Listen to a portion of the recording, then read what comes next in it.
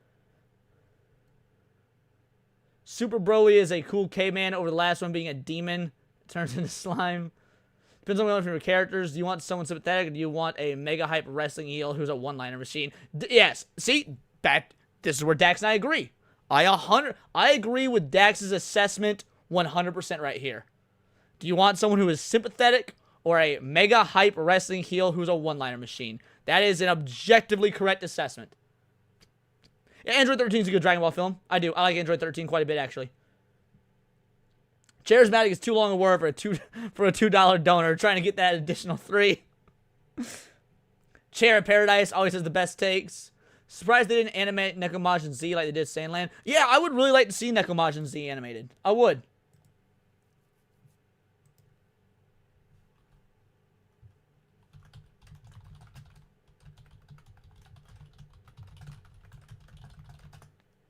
Okay. Well, I might have to cancel plans with Cinevere tonight, but that would suck, but it is what it is. Last thing I'll say in that video is the biggest sin you can make with a video essay is to pose a question and not even attempt to answer it. After all, I know. All right.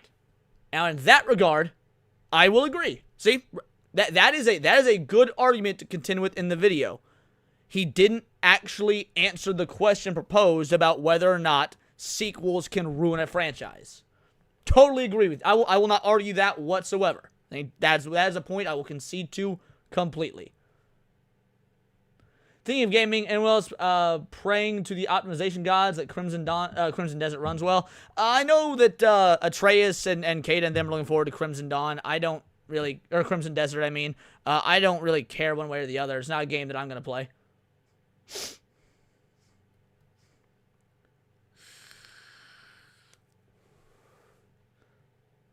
Alrighty. Well, if me and Cinevere aren't going to end up hanging out for our Sunday night anime night like we usually do, that means I'll keep the stream going longer before I raid Enzo. Because I was going to have to stop in about an hour. But now we might be able to get a bit more in. So, he posed a question and showed an example of what it sounded like. He feels proof positive of his posed question. Well, yeah, he showed... Yeah, I will agree with that, Matt, that he showed examples of what he feels is proof positive, but there was no... So part of making an argument is closing statements.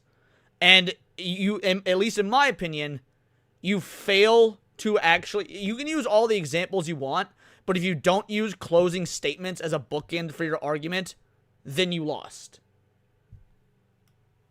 Yeah, exactly, Fokuni. Didn't actually offer up a conclusion. Right.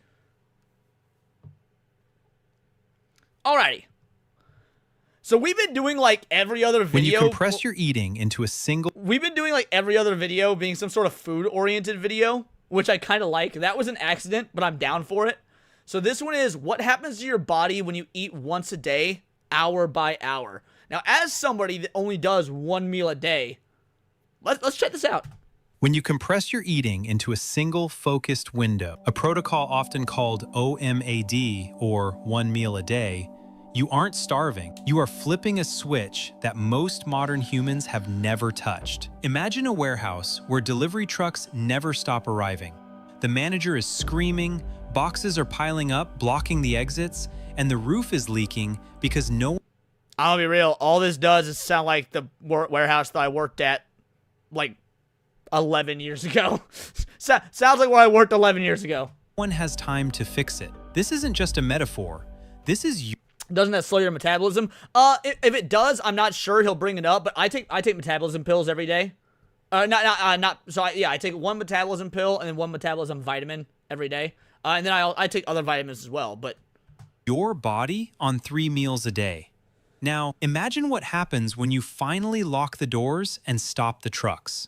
For the first time in years, the cleaning crew comes out. Today, we are looking strictly at the physiology of what happens when you stop eating. We're going to walk through the 23-hour... And mind you, the reason I do 1 meal a day isn't even for, like, weight loss purposes or anything. Like, it helps, I'm sure. Like, with me doing carnivore, I'm sure it helps. But I've just never been big on, like... I've never been big on eating breakfast, so that's already out the window. I've never been big on eating breakfast. Then for 7 years straight, I worked an evening shift. I started at 3 a.m. and didn't finish till 3 p.m. and didn't finish till midnight. So if you're starting work at 3 p.m., like I wouldn't get up until 1 or 2 p.m. I'd get to work by 3 p.m. or I'd work from home at 3 p.m., one of the two. So I wouldn't take my lunch break, eat my lunch till like around 8 or 9 p.m., which is dinner time. And then once I get off work, I would stay up till probably 4 or 5 a.m. And I don't eat in the middle of the night. I hate eating in the middle of the night. So I would just naturally, for 7 years, only ate 1 meal a day because my work's lunch break was at like what wouldn't be normally be people's dinner. Timeline, hour by hour, so you can understand exactly why waiting for that one meal might be the single most powerful decision you make for your health. Let's start the clock. First hours, 0 to 4. The clock starts the moment you put down your fork from your last meal. For the first 4 hours... So, like, for example, I started this stream at 7 o'clock. I started cooking dinner at 5:30. I had dinner finished and eaten by 6. So I guess my 24-hour window by this video would, if we were like measuring this, would start at 6 p.m. today. And it's 11 p.m. where I am right now. So, it's been 4 hours. You are physically full. Your system is flooded with energy. Your stomach is churning, breaking down proteins into amino acids and turning carbohydrates into glucose. This enters your bloodstream, and your pancreas responds by releasing insulin. Insulin is the key player here. You need to think of insulin as a one-way valve. When insulin is high, energy flows into your cells. It is impossible for energy to flow out. As long as insulin is circulating in your blood, your fat cells are locked vaults. You cannot burn body fat in this phase. It is biologically impossible. During these first 4 hours, your body is prioritizing immediate energy. It uses what is in the blood. And that probably explains why I am so high energy for this stream. If there is excess, and in a modern diet there is almost always excess, insulin takes that extra sugar and packs it into the liver and muscles as something called glycogen. Think of glycogen as your wallet. It's easy cash, accessible but limited. You feel fine here. This is normal, but nothing special has happened yet. Hours 4 to 12. Now we move into the zone where most people give up. This is the zone that I would be in right now because I'm about 5 hours after my meal. Hour 6 or 8. Hey, what up, Sesters? I don't know if you've been around before. I don't recognize your names. So this is your first time here. Welcome.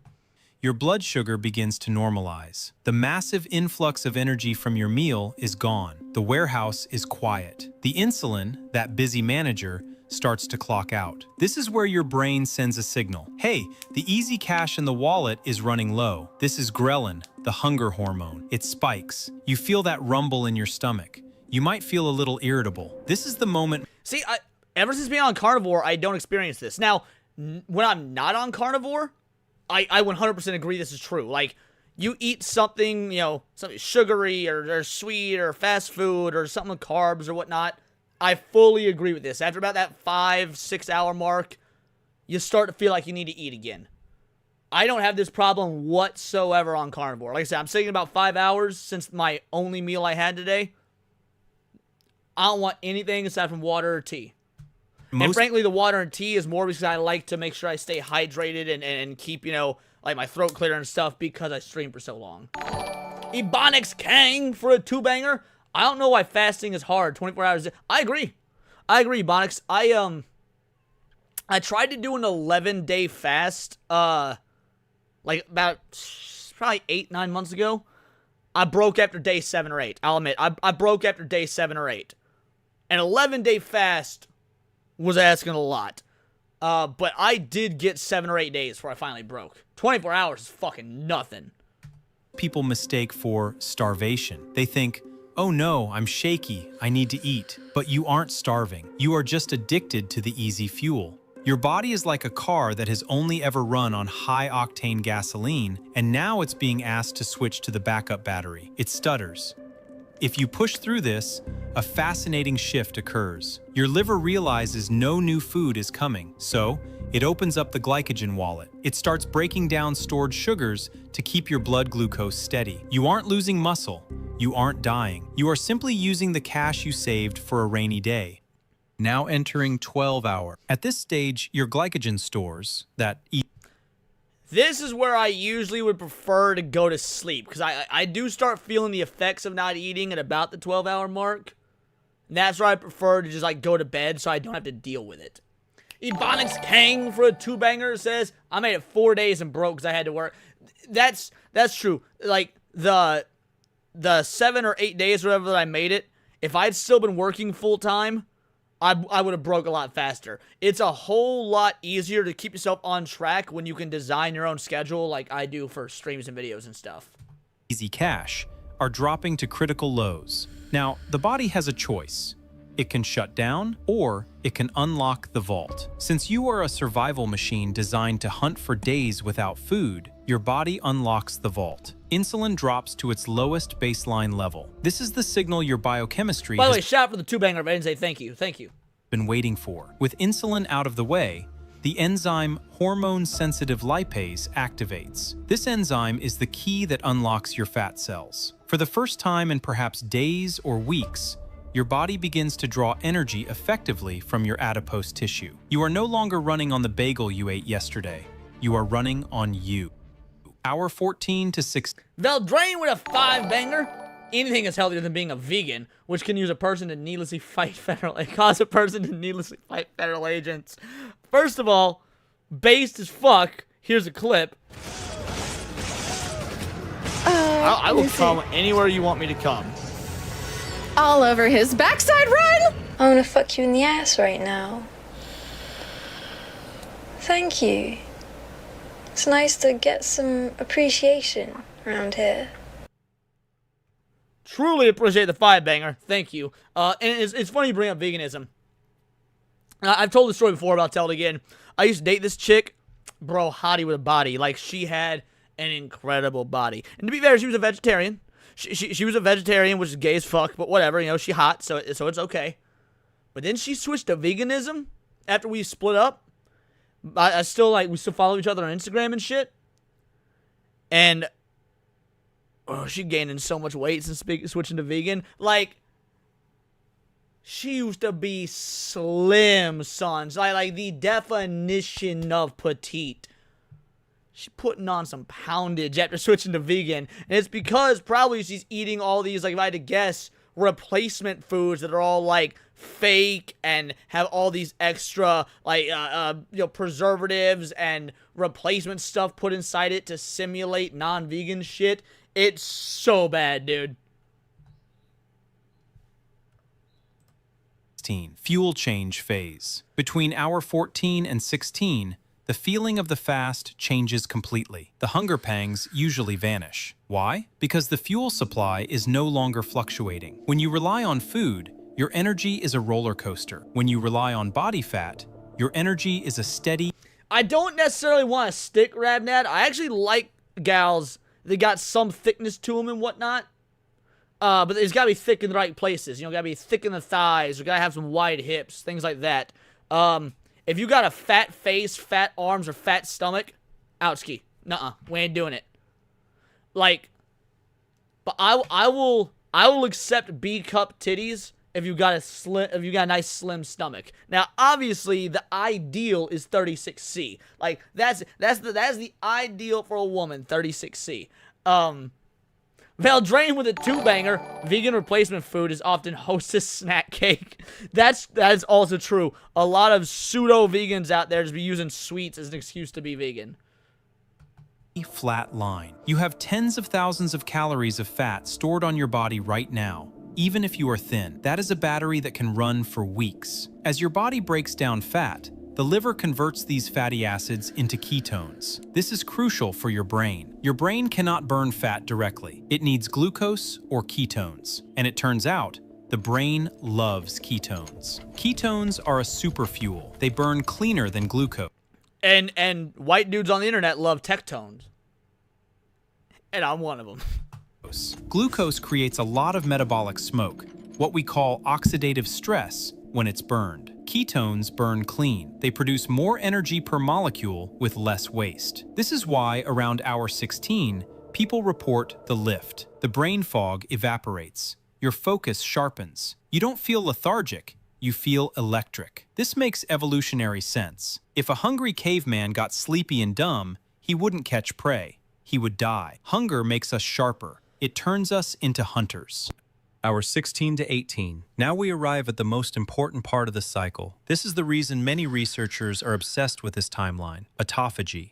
Remember that warehouse we talked about? Researchers are obsessed. I've only seen this word written.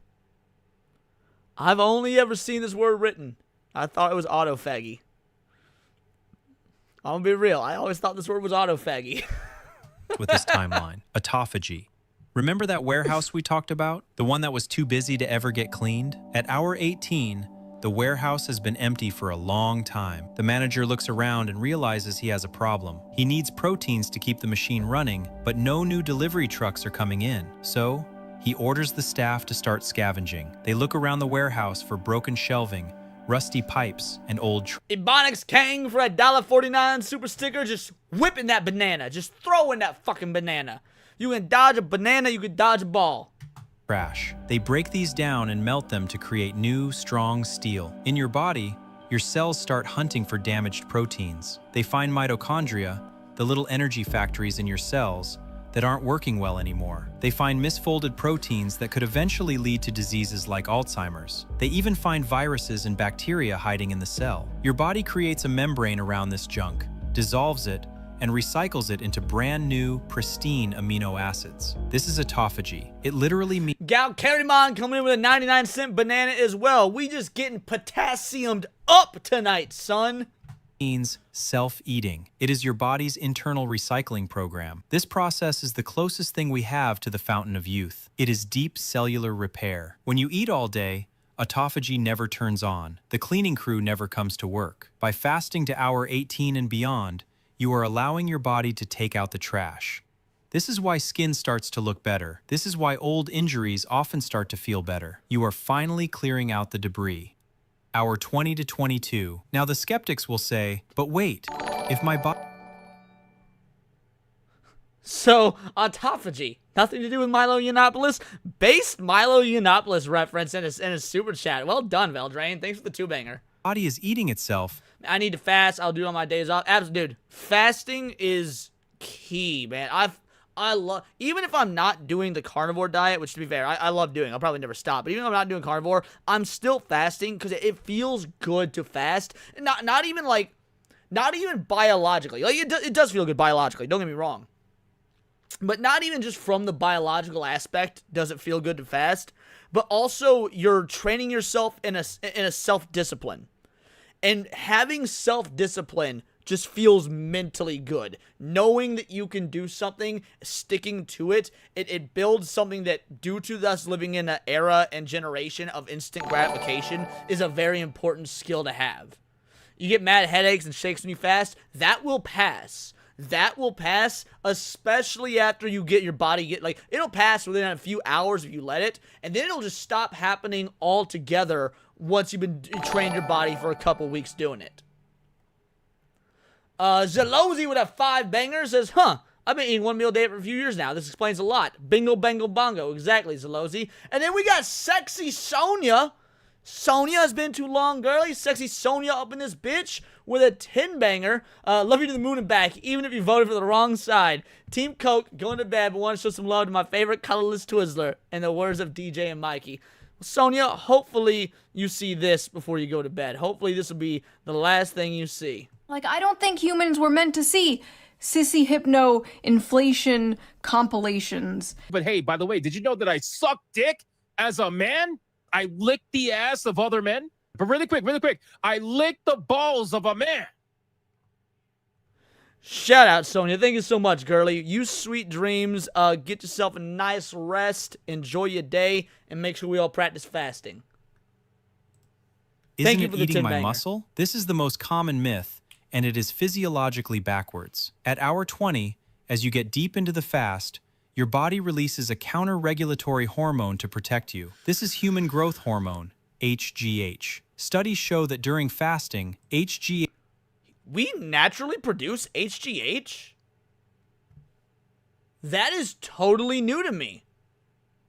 I thought HGH was entirely synthetic. I did not know the human body does it on its own. HGH can spike by 1,300% to 2,000% or more. HGH is a muscle-sparing hormone. It acts like Veldrain with a 5-banger. 30 days of fasting causes people to throw autophagy off buildings. Wait, I can't tell if you mean that in a good way or a bad way. I might need you to explain that further. You don't necessarily need to do it in a super chat, but I mean, feel free to do so. But I might need you to explain what you mean with that further, because I'm not quite sure. But yeah, I appreciate the 5-banger, homie. a force field around your lean muscle tissue. It tells the body, burn the fat, but do not touch the muscle. We need No, I'm not thinking of RBGH. You can get synthetic HGH. Hugh Jackman gets synthetic AGH. Joe Rogan gets synthetic HGH. I mean, maybe not synthetic is the best way to put it, because synthetic means it's fake. But what I mean is they are having it provided to them via like a pill or an injection or something like that, as opposed to their body doing it themselves. So that's what I mean. So yeah, I'm definitely thinking of HGH. I know what HGH is. The muscle to go hunt. I can your explain body in one is word. incredibly Islamophobia. smart. It is not going to burn your furniture, your muscles, to heat the house when you have a shed full of firewood, your body fat, right outside. It burns the fat first. This unique combination, high HGH and low insulin, is a state you rarely find in nature. I get it now. If I'd have read it like autophagy instead of autophagy, if I'd have read it the way that I thought it was actually pronounced, that I would have. I feel dumb. That's fucking funny. Okay, I get it. Thank you. Nature outside of fasting. It creates an environment where you preserve muscle while stripping off fat rapidly. Hour 23. You are now approaching your eating window. Your body is primed. Your insulin sensitivity is through the roof. Think of your cells like a dry sponge. A wet sponge can't soak up any more water. That's a cell that has been fed all day. But a dry sponge, a fasted cell, is ready to absorb. Your digestive system has had a 23-hour rest. The inflammation in your gut lining has had time to settle. The bad bacteria in your gut, which thrive on constant sugar, have been starved back, while the resilient good bacteria remain. You are running on pure fat. Your brain is lit up on ketones. Your cells have recycled their waste. Your growth hormone is peaking. You are not weak. You are optimized. Now the clock hits hour 23. It is time to eat. This is where many people fail. Because your body is so absorbent right now, what you put in matters twice as much. You cannot treat this meal like... So is he about to maybe make the argument that people eat double the food at this point because they're so hungry? Because, I mean, if people do this, then I would understand what he means by they start to fail. I don't have this issue because I do the same thing all the time, which is just hunk of meat for dinner. HGH. Yeah, that's what it was saying, yeah. Hey, catch you later, Garrett. Have a good rest of your night.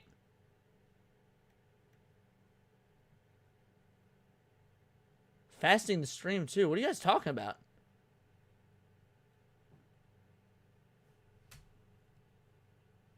What? I'm so confused.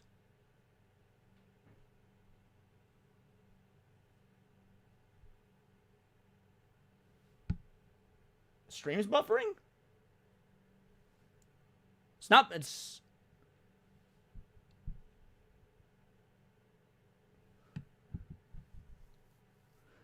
There's a pause in stream? Oh, that's weird. Could you guys still hear me? No, that's weird. Interesting. No, I had no idea. Okay. Like, complete lag? I didn't lose any of my kbps or anything. Interesting. Were you guys able to hear me, or was it just video lag?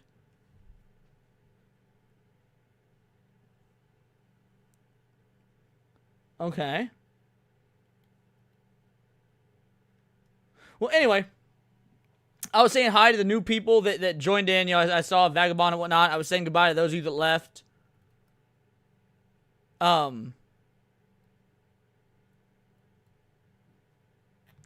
Anyway, back to the video then. Start with protein. High quality protein. Steak, eggs, salmon, chicken. Your body is desperate for amino acids to rebuild the structures it broke down during autophagy. This is where the muscle repair happens. Step 2 is the energy. Add healthy fats, avocados, olive oil, butt, nuts. C-Brew coming in, becoming a vital idol. Shout out. Thank you oh so much. Truly appreciate you, you absolute legend. Let's play y'all a clip real quick. I know you've done absolutely nothing productive today, but who gives a shit? You're just a weird little gay boy doing the best you can, and I'm proud of you for making it this far in life as a gay little weirdo. Keep shining. And catch you later, Garrett. Thank you so much, homie. C-Brew, truly appreciated. Since your body is already in fat-burning mode, eating fat keeps that metabolic machinery running smoothly. It keeps your insulin response moderate. Step 3 is the micronutrients. You need volume. Since you are only eating once, you can't get your potassium and magnesium from small snacks. You need a large volume of vegetables, leafy greens. Fuck that. No, that's gay. None of that. Meat only. Carnivore only. Meat, eggs, a little bit of dairy. Anything else, get from a vitamin. Just eat some fucking vitamins. Cruciferous vegetables, fermented foods like sauerkraut. These provide the minerals that prevent cramps and fatigue. When you eat this way, nutrient-dense and high satiety, you will find something surprising. You get full fast. Your hormones, leptin, which tells you you're full, and ghrelin, which tells you you're hungry, are finally communicating properly. You stop when you are nourished, not just when you are stuffed. The adaptation period. Now, I want to be real with you. If you jump from 6 meals a day straight to 1 meal a day tomorrow, you are going to feel terrible. Your body... Junebug, I think it was you who was saying that you need to fast more. This is the part where you guys to pay attention. Needs to build the metabolic machinery to burn fat. It takes time to manufacture the enzymes. It takes time for the liver to get efficient at making ketones. This is called metabolic flexibility. For the first week, you might feel headaches. You might feel weak. This isn't because the diet is bad, it's because your body is going through withdrawal. You are dumping electrolytes. The fix is simple. Can you eat berries or do they have to cook it? Do you mean like on the diet I'm on or because of my allergy? Salt. When insulin cows eat veggies, we eat cows, problem solved. Bingo, bango, bongo, Veldrain. That's using your noodle. drops, thanks for the two banger. Your kidneys release water and sodium. You need to replace it. A little pinch of sea salt in your water during the fasting window can stop the headaches instantly. Don't rush it. Push your breakfast back by... Little Miss Anonymous says, get it the most natural way. Vitamins aren't proper, and you know that. Absolutely not. I can have vitamins on my carnivore diet. I can't have greens. Like, greens are not that great for you guys. I'm gonna be real. They're not. They don't do much for you. They don't. There's a reason that people do carnivore, and it gets fucking results. Greens are a waste. Eat a vitamin tablet in the morning, and then you eat your food. That's good enough. 2 hours. Then 4, then skip it, then push lunch back. Ease your body into the water. Don't just dive into the deep end. And fasting is a stressor on the body. For people who are already high stress, have poor sleep, or thyroid issues, fasting for 23 hours can spike cortisol, so avoid if you are already stressed. This protocol is for healthy adults. Do not attempt this if you are pregnant, nursing, have a history of eating disorders, or are taking... Do it when you're nursing. Make that baby come out strong and ripped out the gate, dude. You want to give birth to a 8-pound, 2-ounce little creature with a 6-pack abs. No, don't actually listen to me on that. I don't fucking know how it works if you're pregnant. But it'd be fucking sick if that was the case. Taking medication for diabetes or blood pressure without consulting a doctor. We live in a food environment hostile to our biology. I love the taste of green vegetables, Radnad. I just don't eat them because they're not conducive to losing weight. They're not conducive to building muscle. They actually don't do much for you. I love broccoli. I love peas. I love green beans. I love okra. All that shit. But it's irrelevant. It doesn't... I love kale. But it doesn't actually do anything. Designed to make us fear hunger. But hunger isn't an emergency. It's a signal you can control. Beyond the weight loss and time saved, OMAD gives you freedom. You stop being a slave to your blood sugar and return to the ancestral rhythm. Hunt, feast, rest. You aren't starving, you are thriving. You are finally letting your body heal. If you try this, let me know below. Did you hit the wall at hour 12? or feel the energy at 16. I'll see you in the next video. When you compress your eating into... That was an excellent video. Well done. Again, I didn't know a whole lot of the technical terms behind that sort of stuff, but it's still absolutely all true. Here's the video. I'll link it below for you guys. Like, I feel the effects of that sort of stuff all the time. Again, being on the carnivore and whatnot. In fact, I don't even get some of the negative side effects he was referring to just by nature of the diet that I have. But yeah, anyone that's not doing 1 meal a day, Brussels sprouts, I like, Dax, but they're very easy to fuck up. You need to be an experienced, like well-trained craftsman of the culinary arts to do Brussels sprouts properly. So I like them, but I'm picky about them. Anyway, yeah, that was a great video. Anyone not doing 1 meal a day, I highly recommend it. Ease yourself into it, do what you gotta do. But if you're looking to lose weight, 1 meal a day, that's a good place to start. Yes, yeah, a lot of people, especially in America, are addicted to food. It is no different. And it's not even they're addicted to food. They're addicted to the, first of all, a lot of the addicting things in food, like sugar and stuff. But they're also addicted, not actually to the eating, but they're addicted to the routine that comes with it. And breaking that routine does cause discomfort. Breaking routine causes massive discomfort. If you're used to 3 meals a day, and you drop down to 1 or whatever, it's not even a case of like, oh, I'm hungry and this, that, and the other. Your body rejects changes of routine.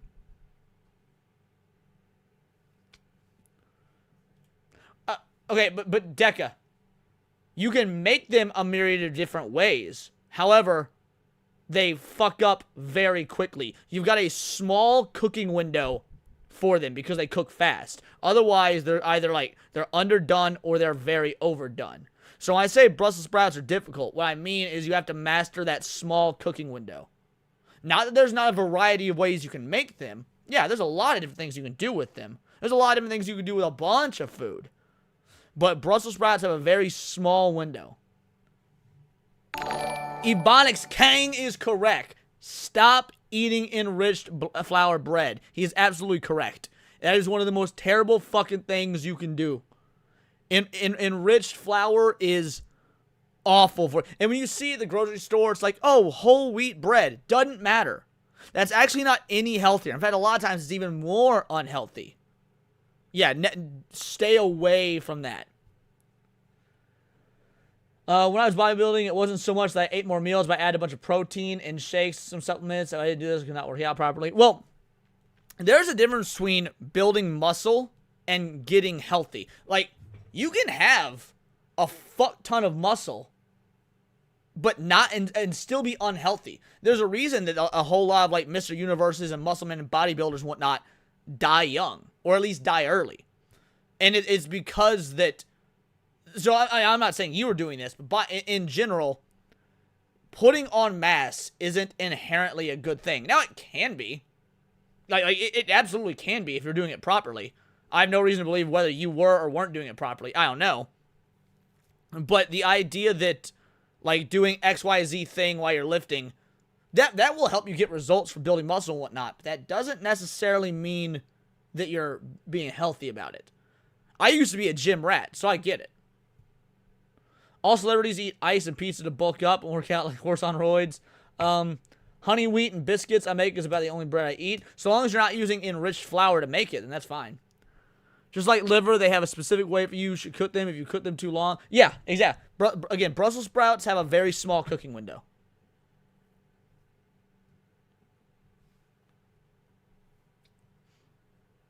Alrighty. I do enjoy some authentic Native American fried bread, though my uncle used to make me before he passed away. I would wager that's probably fine because I doubt he used enriched flour. I doubt it was filled with a bunch of fake preservatives and shit like that.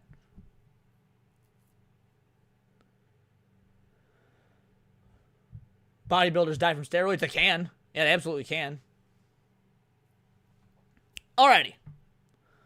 Let's move to our next video. Let's do something a little bit different. Pieces of lost media that will be lost forever. I love lost media stuff. I don't know about you guys.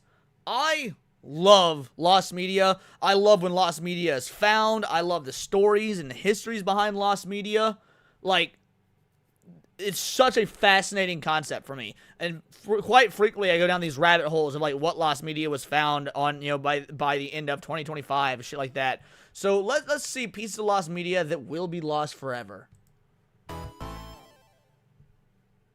When you think about searching for a piece of lost media, it's often fueled by the idea that you can eventually find the content and archive it so it won't become lost again. And in most cases, that's exactly what happens. There's usually someone associated with production, a re-upload on another website, or even a fan in a community that has something they're not aware people are looking for. However, that doesn't apply to every topic, and in some cases, no matter how many people you might contact on a search, sometimes that piece of lost media doesn't exist anymore. We're not talking about content like old silent films and internet videos that nobody can find. Those could still exist somewhere. I'm talking about content that has pretty much been confirmed to not exist anymore. Whether the only copy was never saved, or the master files wiped, these topics are very unlikely to ever resurface, as stated by the people and companies who worked on them. Adult Swim original programming is something I've become more interested in over the years, as my view of animation has increased, and also as I've generally become older and more interested in what I wasn't allowed to watch. It's kind of crazy how much of Adult Swim lost media there is. And to be fair, a lot of it's been found. But there's a lot of Adult Swim lost media from, like, the really early days before we had a lot of the modern tech we have now. Growing up. Yeah, I had those friends who were into South Park and Family Guy in elementary school, but it was a long time before I was allowed to watch Adult Swim.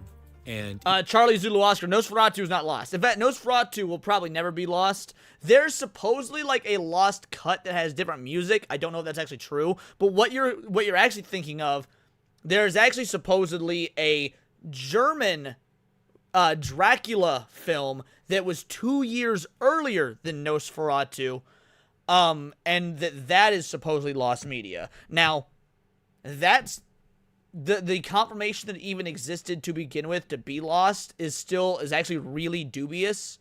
There isn't a lot of sources that ever mention even existing.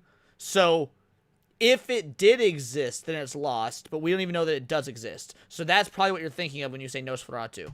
Even once I was able to watch it, I only caught the anime and wasn't interested in anything else. But now it's a different story, and I'm eager to explore the creative and sometimes strange world of Adult Swim animation, which includes the lost media side of things too. There's been some notable examples that have been discussed over the years, like the Aqua Teen Hunger Force Boston episode, which is probably one of the most famous. But then there's my absolute favorite kind of Adult Swim lost media, the lost pilots. There are quite a few lost pilots from Adult Swim shows that have never resurfaced in full, but one in particular that not only has an interesting story, but it's also one that I didn't know existed, so it counts as another new discovery for me too. This is the pilot for 12 Ounce Mouse, a comedy cartoon from the mid-2000s, best... Dax, you said in the comments that you love 12 Ounce Mouse. Did you know the pilot was lost media? Known for its simplistic art style.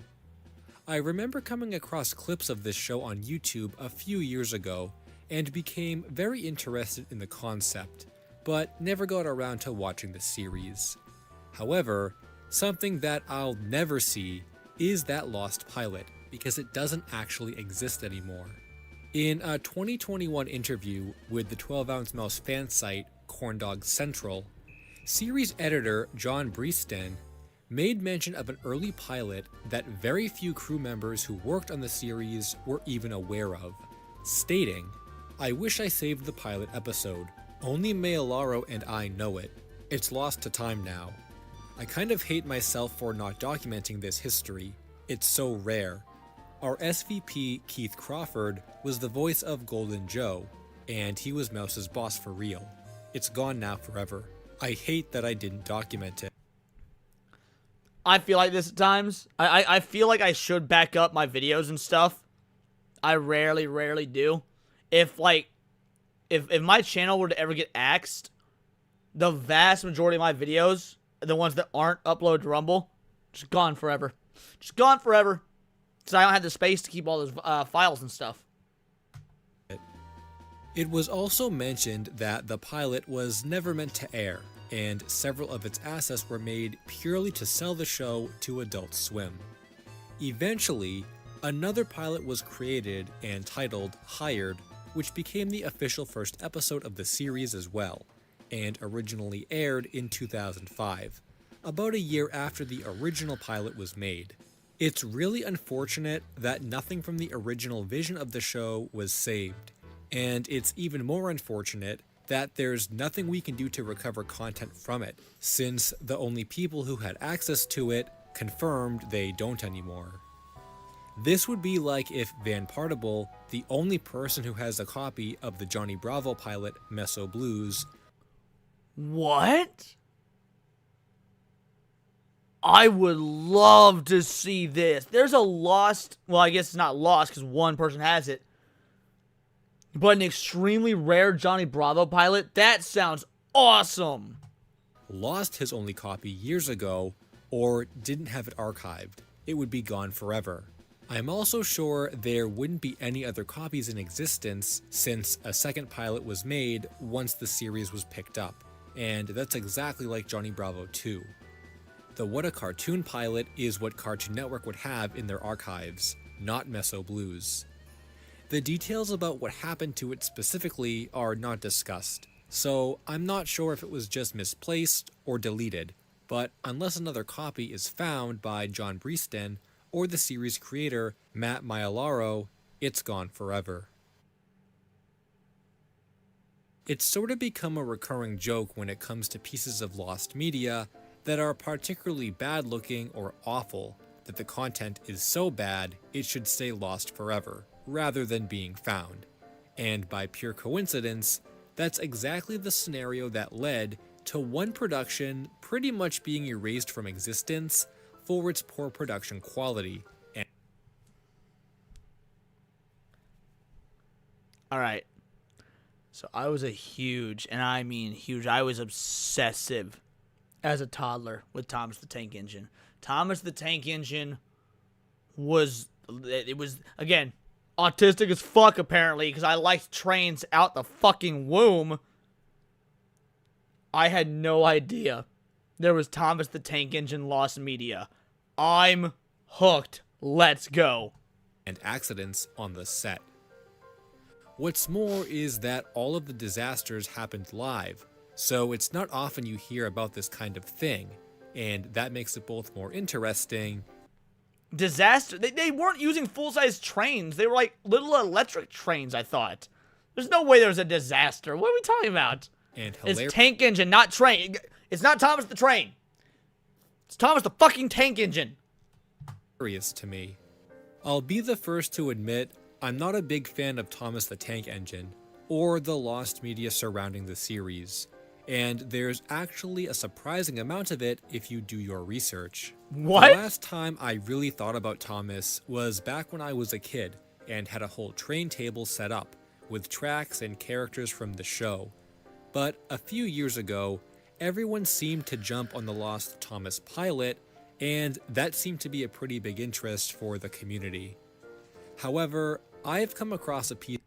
George Carlin was not just the narrator. He was, so it wasn't actually even George Carlin at first. I'm pretty sure it was Ringo Starr first and then George Carlin. Or maybe they flipped it. Maybe it was George Carlin then Ringo Starr. But yeah, famous Beatle, Ringo Starr, was like the main conductor and the guy that introduced the show and everything. Yeah, absolutely. Of Thomas lost media that is perhaps more interesting than that, and one that I really wish I could see, but sadly, I don't think we ever will. The series of Thomas the Tank Engine that most people are familiar with is the 1984 TV series. But predating that is a broadcast of The Sad Story of Henry, the first adaptation of the Railway series books from 1953. These were books first? No way! Thomas the Tank Engine were 1950s books. Holy shit. No, Alec Baldwin did not play Sir Topham Hatt in the movie. Alec Baldwin played Mr. Conductor. Sir Topham Hatt was not in the movie. 3. This was handled by the BBC after approaching series editor Eric Marriott for permission to adapt 2 stories for television, which was approved, and work began on the project. Train models, track layouts, and scripting were all completed in a month, which was really quick for what was expected to be a complex production, but it was still scheduled to be broadcast live on June 14th, 1953, which is when things didn't go as planned. Recollections state that the broadcast started off well, despite the engines being jerky in some spots, but it really went awry when the lead engine derailed and a human hand had to pick it up and place it back on the track, which was an unwelcome surprise and broke the illusion of it being set in the Thomas universe. See, I was expecting something like they used full-size trains or whatnot for the production and it killed somebody. Not like, oh, it broke immersion because it got derailed and they had to pick it up. That's kind of lame, actually. Following the broadcast, newspapers took notice of the overall poor production and gave the production poor reviews, which was followed by a list of revisions that had to be made for the second broadcast. See? I don't want to call it, I don't want to ever hear about review bombing again, bro. I don't ever want to hear about review bombing again. Back before the age of YouTube, this was the 50s, son, or the 60s or whatever. The newspapers all put out shit-ass reviews and they basically stopped production going forward. Oh, toxic negativity on the internet. Oh, you guys need to be nicer to game devs and movie producers and shit. Fuck you. Fuck you! Newspapers could bring down an entire production with bad reviews back in the 50s and 60s. Don't act like anything we're doing now is different just because it's on camera instead of the written fucking word. That was scheduled for June 28th, though this one would end up being cancelled and never happened, making the original derailment broadcast the one and only to have been made, and it hasn't been seen since. It's not surprising this ended up being the case, considering the BBC doesn't have very good archives of their content and have even wiped their archives before. So it's believed that even if a recording did exist at one point, it no longer does. Though, since there was so much bad publicity with the train derailment, I'm sure it's not something they even wanted to save. It was also a live performance, and the era of home recording was not around, so it's unlikely that anyone was able to save it privately. Though according to the Lost Media Wiki article, there have been claims that people have obtained clips or recalled ways in which it could have been recorded. Apparently, these are not factual, and the real broadcast has never been unearthed, with the only primary sources we have being the newspaper reviews. I'm old. It was Mr. Rogers reading Rainbow for me. I'm pretty sure Thomas the Tank Engine predates both of those. I know it predates Reading Rainbow. Hold on. What year did Mr. Roger start? Yeah, 68. So Thomas definitely predated Mr. Rogers. And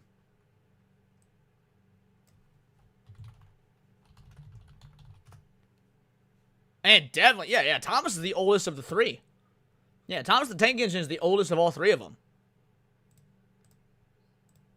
While doing research for the video, I did come across a few pictures that get passed around and are claimed to be from the live broadcast, but even these have been debunked, with their origin being from a 1980s event in the UK of fan-made and modified Thomas train models. It's hard to believe there hasn't even... Wait, the movie Bambi is almost... You know the movie Bambi almost became Lost... I didn't. Please, tell me that story, LMA. Even been an authentic photo from the set. Can I link you that fasting video? Yeah, one sec.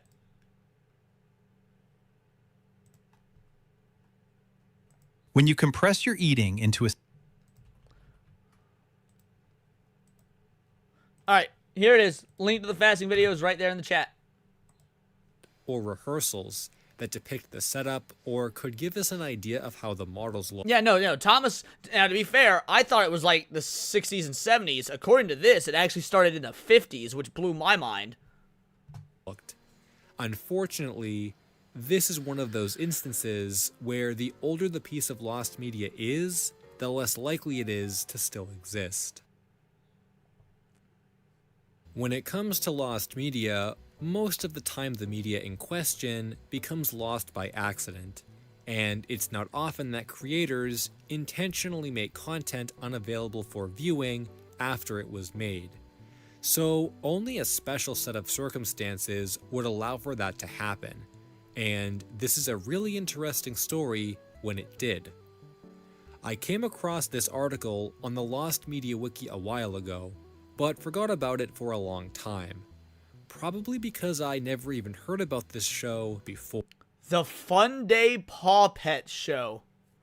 Man, this absolutely looks like something I would have watched on Saturday morning growing up. What the fuck is this? This is the Fun Day Paw Pet Show, which is apparently one of the longest running internet shows in existence, with nearly 800 episodes spanning 18 years of content.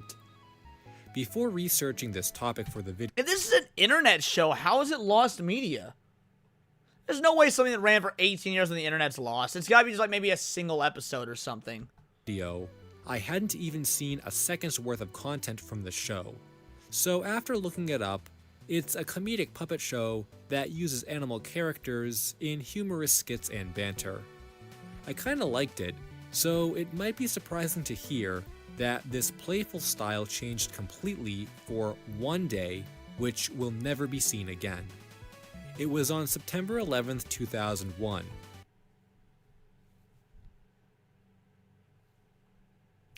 Okay. Checks out. A lot of lost media from that time. Does in fact check out. When the cast of the show put together a special episode to comfort those affected by the tragedies of the attacks that day. Recollections state that the episode was very heartwarming, with some of the best moments from the show, which is quite a feat for us. Yeah, but they said this show an online show for 18 years. Were people watching like children's puppet programming online back then? I can't say much. I've been online since like probably 96, 97, something like that, because you know we had internet in our house real early because both my dad and grandpa are tech guys. But was it being used for like full productions like this for kids? Series that is centered on humor. The original formula of the film back then required gunpowder, and during the war, most of it was not all the powder was diverted to war efforts. The film Bambi was taped on, started to deteriorate. Really? I didn't know that. Interesting, LMA. While the Fun Day Paw Pet Show recorded their episodes for download afterwards, this episode in particular was confirmed to have not been recorded for the archives on the official website, and to this day, it's never resurfaced. The Lost Media Wiki article mentions it might have been made unavailable because of irregular guests and licensing issues, but I think that was less of an issue, and it was more the content of the episode, which is also stated in the article. The cast probably felt that it was more important to keep the content of the episode private to those who watched it at the time, and the description on the website even states it was impromptu. It's likely that a recording was never made, so the only way one could exist is if someone at home at a rapid rate okay. Started to deteriorate at a rapid rate due to the formula change. There's a few other things that had to go back to the movie special features. Even so, that's really cool. I had no idea that Bambi was almost lost media. Well, thank you for that. Recorded it themselves, but aside from recording software being primitive at the time, I don't think there's any reason why someone would have recorded it, especially if the main episodes were being uploaded to their site anyway at the time. Though there was a bit of confusion with the episodes resurfacing when a video was uploaded to YouTube on April 1st, 2017, which claimed to be footage. Come on now. How you gonna fall for a lost media reveal on literally April Fool's Day? Y'all are fucking retarded. Of the special, but was actually from the following week's episode and was available for download anyway, immediately dismissing the possibility of it being the lost one. Given the content of the episode and how the crew didn't feel like it needed to be archived even back then, I have to agree that I don't think it's something that needs to be found, but will likely stay lost to time for that reason. I feel like it's been a while since I've talked about video game. Alright, we got some Dead or Alive up in this bitch, let's go! Lost media from a big series, so it'd be nice to sprinkle some into this video. My first Dead or Alive game, baby. Dead or Alive 2 on the Dreamcast. Look at that. Takes me back, son. And in fact, we're going to be talking about a topic that I've had on my video list for a long time. Though unfortunately, it's not from the Dead or Alive series, but rather a different Koei Tecmo game. I would like to come back to Dead or Alive in another video, though there isn't a whole lot of lost media to talk about from the series, but it's interesting enough that I'd like to dedicate some time to it. But for now, we're going to be talking about Ninja Gaiden, which is a series I only got into recently. Okay, so I mean, it's adjacent, set in the same universe. I wouldn't say I'm a big fan of the series, but when I bought an original Xbox last year, I was looking for some exclusives to play on the console, and Ninja Gaiden was one that was recommended. Though I always have a hard time deciding where to start when playing a new series for the first time. So you start at the fucking beginning. Like a fucking adult, like a fucking fan, you start at the beginning. I wasn't sure if the Xbox ones were the right place to start, since there were other collections on PlayStation and even Switch that I could get more easily. However, the fans were nearly in agreement that Ninja Gaiden Black on the original Xbox was one of the best titles in the series, so I did decide to start there, but checked to make sure this game wasn't bundled in some kind of collection that was cheaper, and to my surprise, it wasn't. I went through all the re-releases that existed for the series, and Ninja Gaiden Black wasn't on any of them, despite the fans stating it was one of the best, which seemed very weird to me. But after doing some more research, there was a surprising explanation that stated why the game had never been re-released before. When Team Ninja was putting together the Ninja Gaiden Master Collection, they made a statement that the original source code for Ninja Gaiden Black and Ninja Gaiden 2 was lost. Man, I always hate this bullshit. How do you lose source code? Like, we did a video on this not too terribly long ago, and one of the ex-Bethesda guys was talking about this. How the fuck do you lose source? Nintendo's got source code back to the early 80s still. How the fuck do you just lose the source code? How do you care so little about your own games, your own art, your own preservation? It's so... It blows my fucking mind. Meaning, they had to I'm listening to Cheeky, but would you say you should start with Street Fighter 1 over Street Fighter 2? No. You're right. There's exceptions to the rule. But Street Fighter 1 also is... It's basically a completely different game. Street Fighter 2 is effectively Street Fighter. Resort to using the Sigma re-releases of the game for the new collection. What's even more interesting is the head of Team Ninja, Fumihiko Yasuda, explained that the reason we chose these 3 titles for the collection is because they represent the latest installments of the numbered series, and are also the most polished versions, featuring many additional modes and costumes. Which didn't sit well with fans, and it's believed this statement was only made to save face, as the originals were received much better than the Sigma remakes. I don't have enough experience with the series to make a judgment on which versions are the definitive ones, but it seems like Black on the original Xbox was the best choice, so that was the one I ended up going with.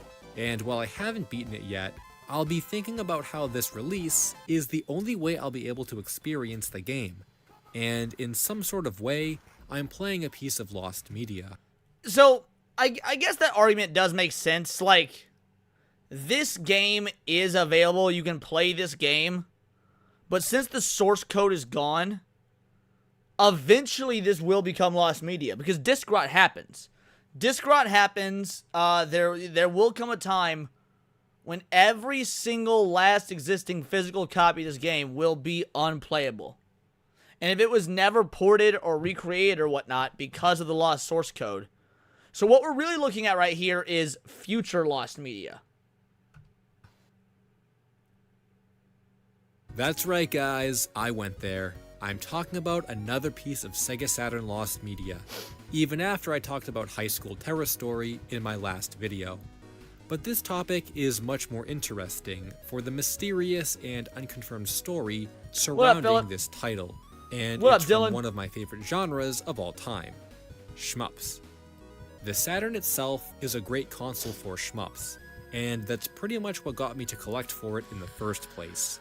And right now, I have a pretty good number of fun and harder to get games, but there's one I've been wanting for a while, and have yet to get.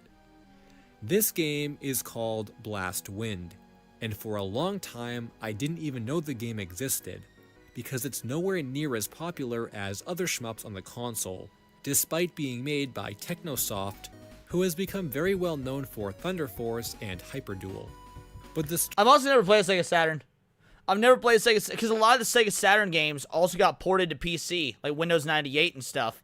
And so I played a lot of Sega Saturn games on the PC ports, like Sonic R, for example. The story about the game doesn't end with how obscure or how difficult it can be to find. It begins with the fact that it shouldn't really exist at all.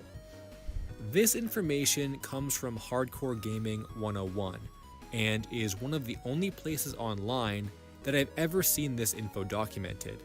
And it states that despite being released in 1997, exclusively on the Sega Saturn, Blast Wind's origins date back to 1993, when it was rumored to exist as an arcade game based on some industry publications that advertised its release. Yeah, I had Sonic & Knuckles for PC as well. KD Astronaut.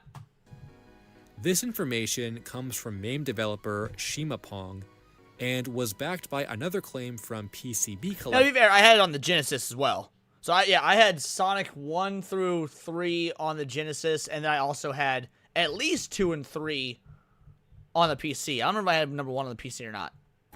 Yeah, I had Sonic CD for PC. Yep, sure did. Who stated a prototype for the game was field tested in Sasebo, the hometown of Technosoft. While the PCB for this release was claimed to still exist, it gets more interesting when we look at a magazine that mentioned a completely different Technosoft game called Inazuma Saber that was planned for release in 1994. But this is where the mystery begins, because while there has never been any other documentation of Inazuma Saber outside of this magazine, in 2001, a source was discovered that a user claimed to have played Inazuma Saber at a test location and described the game as a lighthearted revamp of Blast Wind, with comedic dialogue spoken between the pilots. I don't know that I believe this story, though. Because like, a lot of the lost media stories, especially ones that'll never be found, we can't, confirm and whatnot. I mean, maybe this was real. But if we've only had one dude talking about playing it at like a testing site or whatnot, I don't know. I don't know that I believe this one. But this is the most detail we've ever heard about the game. No screenshots, no other sightings, and no proof that PCB boards still exist have ever been found. It's not even confirmed that a PCB still exists for Blast Wind, even though it allegedly was in existence at one point. But as stated in the Hardcore Gaming article, until a Technosoft member comes forward and explains these mysteries, we'll probably never get an answer on them. Though it is believed that Blast Wind was ported to the Saturn because Technosoft needed the money, and shortly after, the company went out of business. But we don't know why. I guarantee you if it did exist, that is long gone then. That is long gone. The arcade version was cancelled in the first place, or reworked into Inazuma Saber, only for that game to be cancelled as well. It's kind of a really complicated mystery when you consider it's a Japanese exclusive Saturn game and not a cartoon pilot or something with a bigger appeal. I definitely don't run into these kinds of things very often with the console, so it's really fun looking into them, and as a shmup fan, I think I'd put Inazuma Saber on my list of lost games I'd like. Is he saying shmup as like a short way to say shoot 'em up? I've never heard this term, shmup.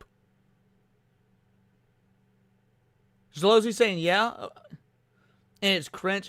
That is, I'm hating that. I thought maybe shmup at first he was using like maybe some sort of obscure series or something. It's super common. No, why don't you say shoot 'em up? Why do you say shmup? That's really dumb. Say shoot 'em. By the way, this doesn't even look like a shoot 'em up. This looks like a bullet hell game, not a shoot 'em. Like I would call this bullet hell or bullet hail. I've actually never known which of the two it is, bullet hell or bullet hail. But anyway, either way, shoot 'em up. Yeah, bullet hell. See that's what I say. Shmup. That's I hate it. I won't lie. I fucking hate it. To resurface, along with Dodonpachi campaign version. This also brings up an interesting point about international lost media, since I feel like if the mystery was... That's my favorite console of all time, Moogle. Dreamcast is my all-time favorite console. From the US, you'd have arcade enthusiasts all over the topic, making contacts and being able to get aboard. But with the game being exclusive to Japan from a Japanese company that was left in the 90s, related to a console exclusive, its appeal is much smaller, and it's really hard to research being outside of Japan, which isn't the first time this has happened either. It's interesting. Or you could just use a VPN and switch it to Japan and search that way. Whole lot easier. To consider what people decide they want to document and what they don't, whether that's intentional or something they regret later on. But it does make you consider how lucky we are that so much content can even be found again.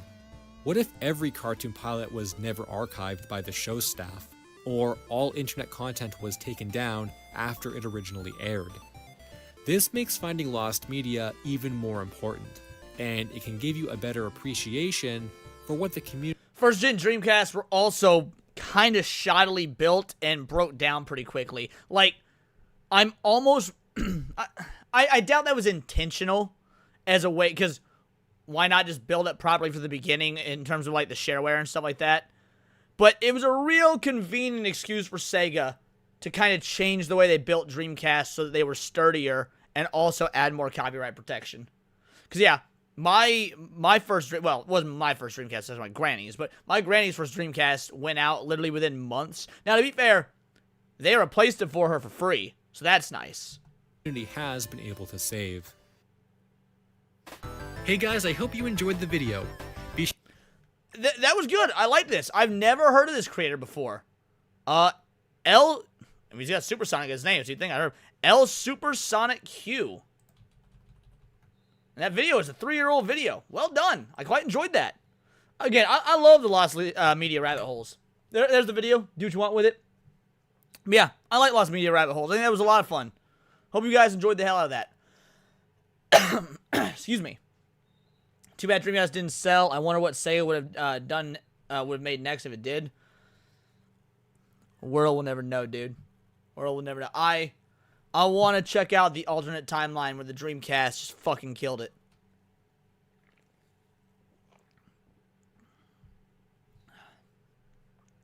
It wasn't. They were trying to figure shit out, and I recall correctly, Dreamcast was first. Yeah, Dreamcast was the first console to connect to the net. That is correct. Yep. Had to get some shut-eye after the first vid about the Sonic on XP. Neat to have the first copy to a similar vid with your stream still going. Hell yeah, Hugo. Welcome back, dude. Took yourself a nice, solid 4-hour, 5-hour nap. You'll love to see it. Well, we got a couple more videos to go through. We do. Couple more videos to go through. Got at least 2 more. I had 2 more on the docket. Maybe, depending on how we feeling, maybe we'll do more. I'm not sure. Depends on how I'm feeling. I got to get to bed kind of early tonight. I got something to do around, like, in less than 8 hours, actually.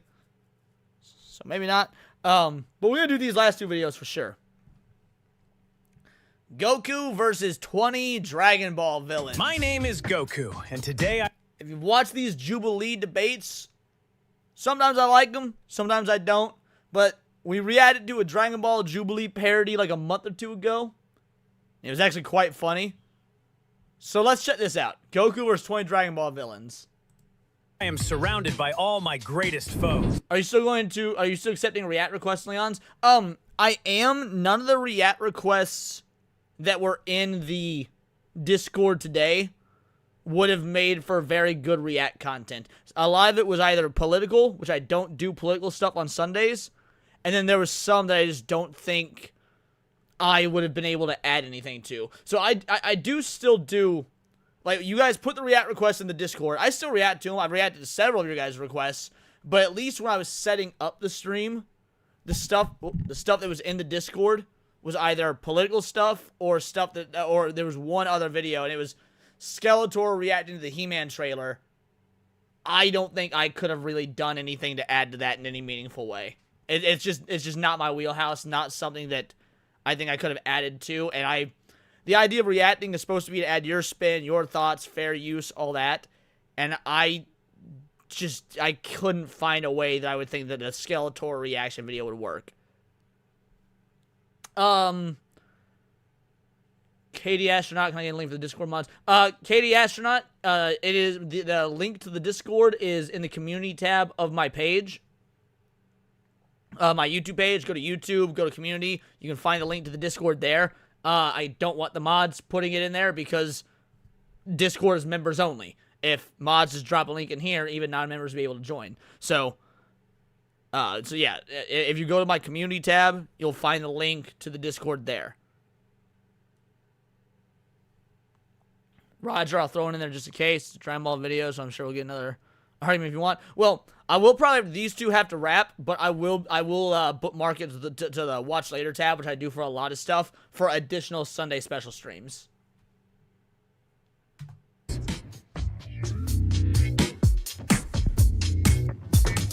Everyone here could have had a much better life if they'd just accepted my mercy and changed their ways. How are they going to argue against this? Because I'd say this is probably objectively true. Alright, who do we have here? We have Frieza, Boo, Kui, Lord Slug, Bojack, Gero, Raditz, Turles, Nappa, Goku Black, Zamas. Not Demigod. What the fuck was this guy's name? The guy from Daima. Broly, Tao Pai Pai. Oh, I'm blanking on Homeboy's name from Fusion Reborn. Shit. Janemba. King Piccolo, Cooler. This is supposed to be Vegeta? And I don't know who that's supposed to be. Baby, Omega Shenron, and Cell. Who is... I have no idea who this is supposed to be. Huh. Anyway. Well, I never got that proposition, Kakarot! Oh, hey there, brother. Did you seriously just forget my name? What? No! How could I possibly forget my own brother's name? How have you been, Nappa? Oh my god. They got Rat Scouter color wrong. That's all right. Also, Goku did give him that chance. He's lying. Goku. So when Goku has Raditz by the tail and he's holding him and shit, and Raditz is begging for mercy, Goku gives him mercy. He lets go, and Raditz turns on him, elbows him, and so like yeah, Raditz is straight up lying here. I came. They better do a fact check on that. The way here looking for answers, and you don't even remember who I am! Wait, what answers? Why is it that you'll bend over backwards trying to redeem every monster you meet, but you never once tried with me? Well, you were kind of a jerk. You kidnapped my son. So was Vegeta, Piccolo, the androids, Boo! Yet somehow they all got your endless patience and second chances! Hey, I gave you a chance too, and you betrayed me the second I... Okay, cool. Goku called it out. Goku called it out. Well done. Let my guard down. Yeah, okay, you're right. I did do that. But I was hoping you'd try a little harder. Fuck you, Raditz. I'm your brother. Oh, so you were playing hard to get this whole time? You wanted me to chase after you. Yes, like you did with Vegeta. That man leveled entire cities, and you still kept showing up. Well, you kind of died too fast, you know. Why didn't you revive me? Oh, well, you know how it is. The Dragon Balls have that cooldown period. You've used them 40 times since I died. Okay, true. But I love that Dragon Ball games refuse to forget Raditz. Raditz is still playable in just about every single Dragon Ball game. And I don't know anybody who plays him. I don't know a goddamn person who plays him in any of them, but they still make it an option. Like, Dragon Ball games to this day is still like, for the one Raditz fan we know is out there, this is for you. All that coding, all that time, and nobody, man. Ain't nobody ever choosing Raditz. we needed them for more important... You wished back Yamcha multiple times! Well, I can't risk reviving you for the chance of you becoming good. You literally let Frieza out of hell! The guy who obliterated our entire race! He's incredibly strong, and we really needed him for that tournament. Why didn't you ask me for the tournament? I'm a Saiyan too! Well, you know, your power level was always You kind brought Krillin! You think I'm stupid? Look, it's just... Okay, bad argument, Raditz. Like, base level Krillin by the time of Dragon Ball Super would fucking destroy Raditz. It's not even close. Like, Krillin was at least able to survive attacks from Cell by the Cell Saga. No. Fuck out of here with that shit, Raditz. You a pussy. The timing never really worked out. You had decades! Decades, Kakarot! Okay. You want the truth? I'm gonna be completely honest with you. I totally forgot you existed. Like, completely wiped from my memory. Until like 30 seconds ago. That's what I thought. You know what the worst part is? I spent years in hell. That's true, Daxnar. In fact, yeah, Saiyan Saga Krillin could defeat Raditz because when they do all the training and shit, they acknowledge that the Cybermen are as strong as Raditz, and Krillin takes out all the Cybermen. So yeah, Dax is correct. Actual hell. Thinking about what our lives could have been. If you just... Goku Goober is right. Goku forgetting his brother actually is pretty in character. Brought me back. Let me stand beside you. Now, I will say, Moscow X does a really, really good video series called What If Raditz Survived? And it's several upon several episodes long. But it's actually really compelling. I like the What If Raditz Survived, What Ifs arc from Dragon Ball. Or from Moscow X. We could have been a real family. I could have been there for Gohan and Goten. Protected them when you were off saving the universe. Trained with them. Watched them grow up. Been the uncle they deserved. Instead, you just erased me. Moved on like I was nothing. Like I never existed at all. We could have been brothers. Real brothers. Something our father might have actually been proud of. I should have been a better brother. Family matters. It really does. I'm gonna fix this, okay? I'll bring you back. First thing tomorrow. I promise. Nappa. Fuck you! Why Alright. Well done. would I need to do better when I'm already perfect? That's a Cell argument out. They've got Cell in perfect fucking character canon right now. Now, I don't know if the argument will change some shit, take some liberties, but that is how Cell would make his argument. Because you gotta remember, the question Goku posed, like his argument, his debate was, every one of these villains would have been able to live a better life if they've just accepted his mercy. Good opening statement from Cell. Oh, really?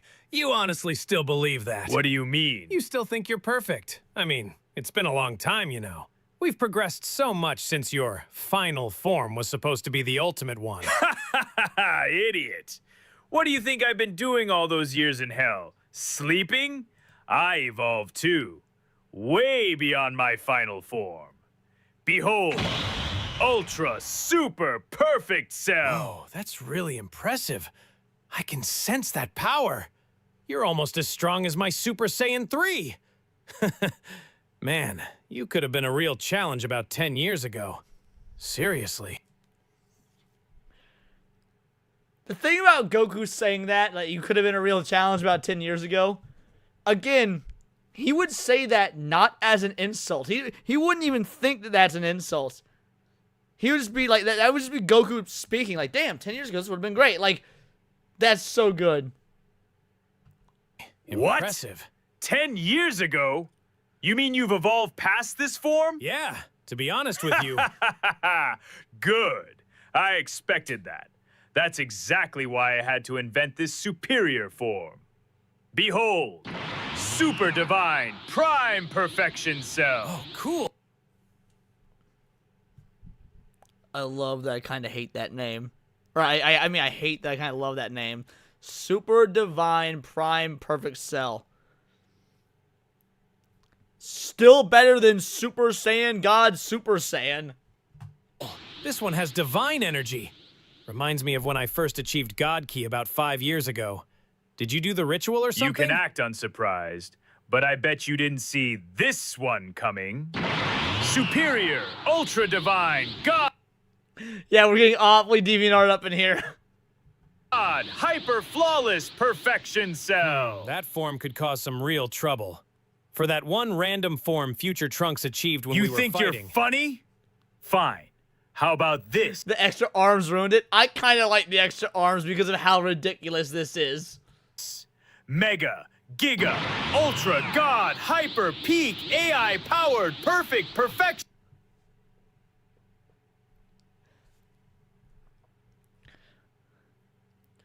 I dig it. I like it.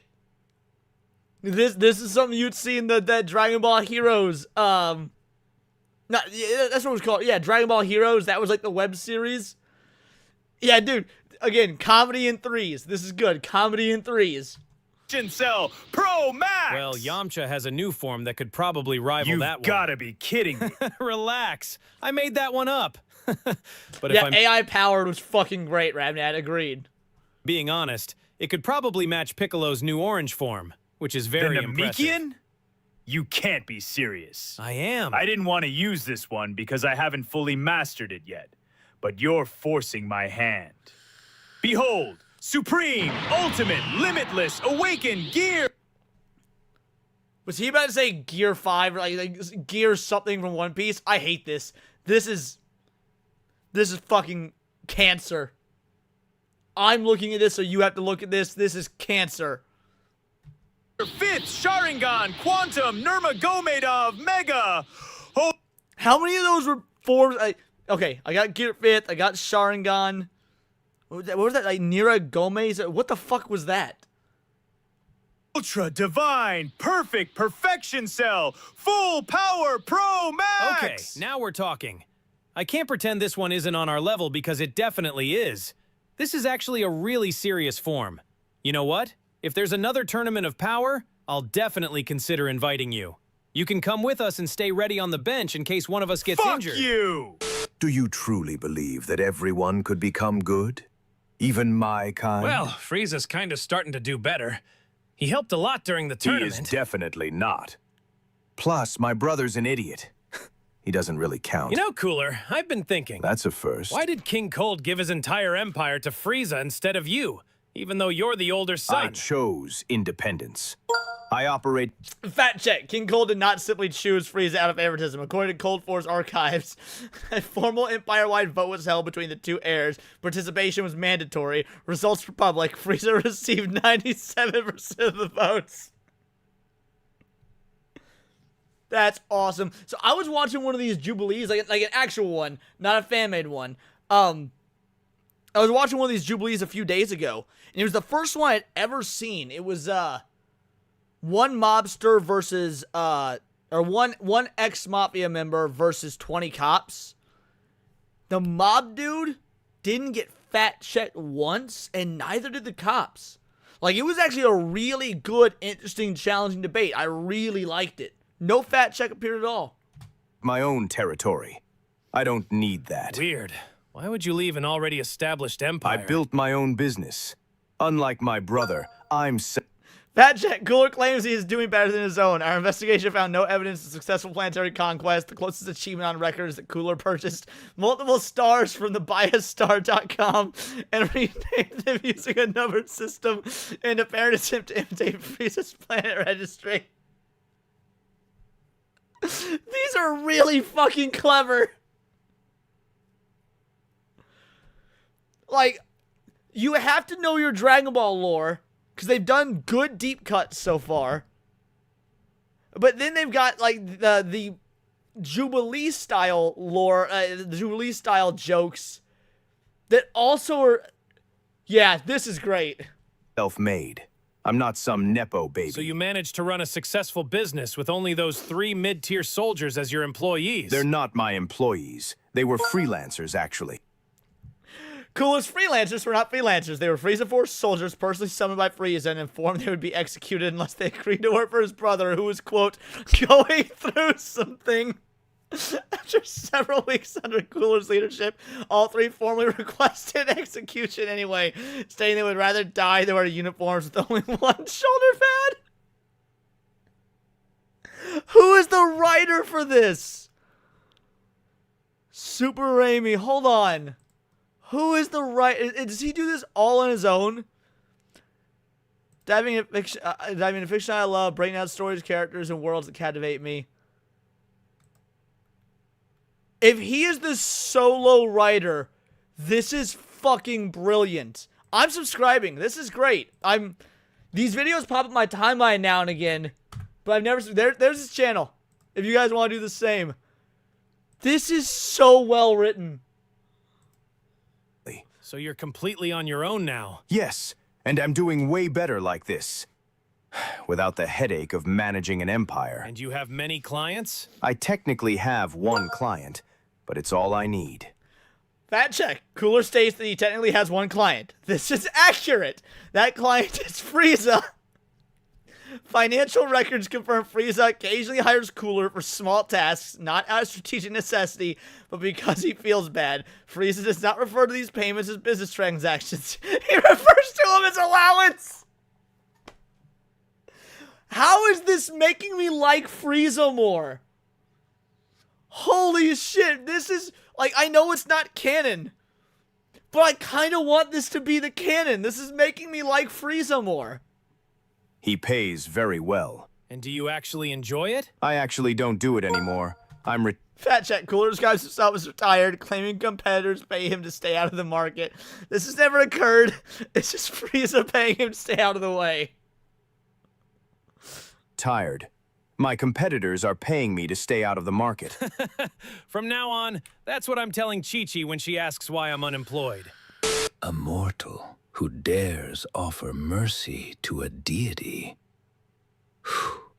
You represent everything that is wrong with this universe. All right, Dax. I know you're probably burning behind the ears just with this being on screen, but remember, Daxnar, it's comedy. It's comedy!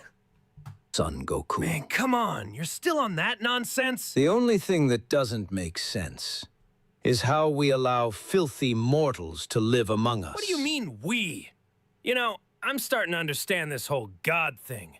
And honestly, I don't even think you're one. I am a Supreme Kai. My kind created mortals like you. But you were just a trainee, right? Me and Vegeta train with Whis. Guess that makes us pretty much the same.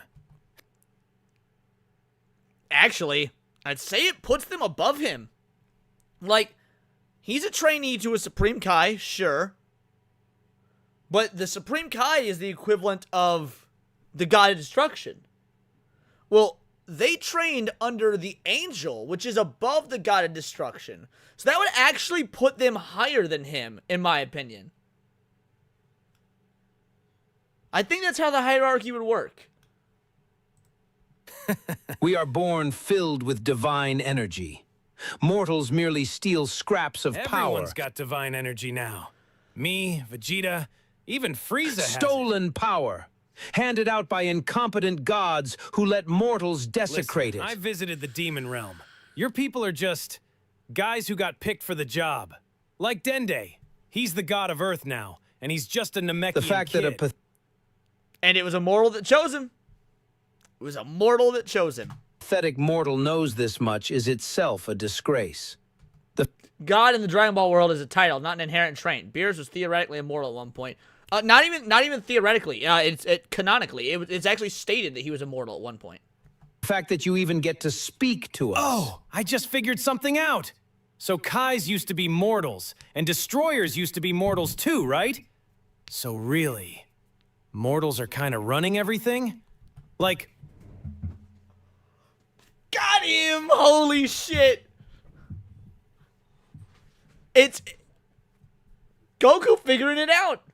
I'm proud of my boy. See, people are, oh, Goku didn't go to school. Oh, Goku's an idiot. Oh, Goku's a bad dad. No, my man is working through the logic, okay? My man's working through the logic. We're gonna see Goku show up in the next Andrew Wilson video, bruh. We pick mortals to become gods, and then those gods watch over mortals, and then those mortals become gods. We're basically all just doing it ourselves. A mortal is explaining the divine hierarchy to a god.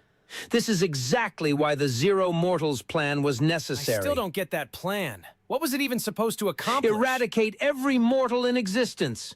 Cleanse all the universes of your filth. Okay, but what about Zeno-sama? How are you going to deal with him? I wasn't certain he truly existed. What? I hadn't yet reached that lesson with Master Gawasu, okay? Hold on. You decided to kill everyone in the entire multiverse before finishing God School. The lesson plan was...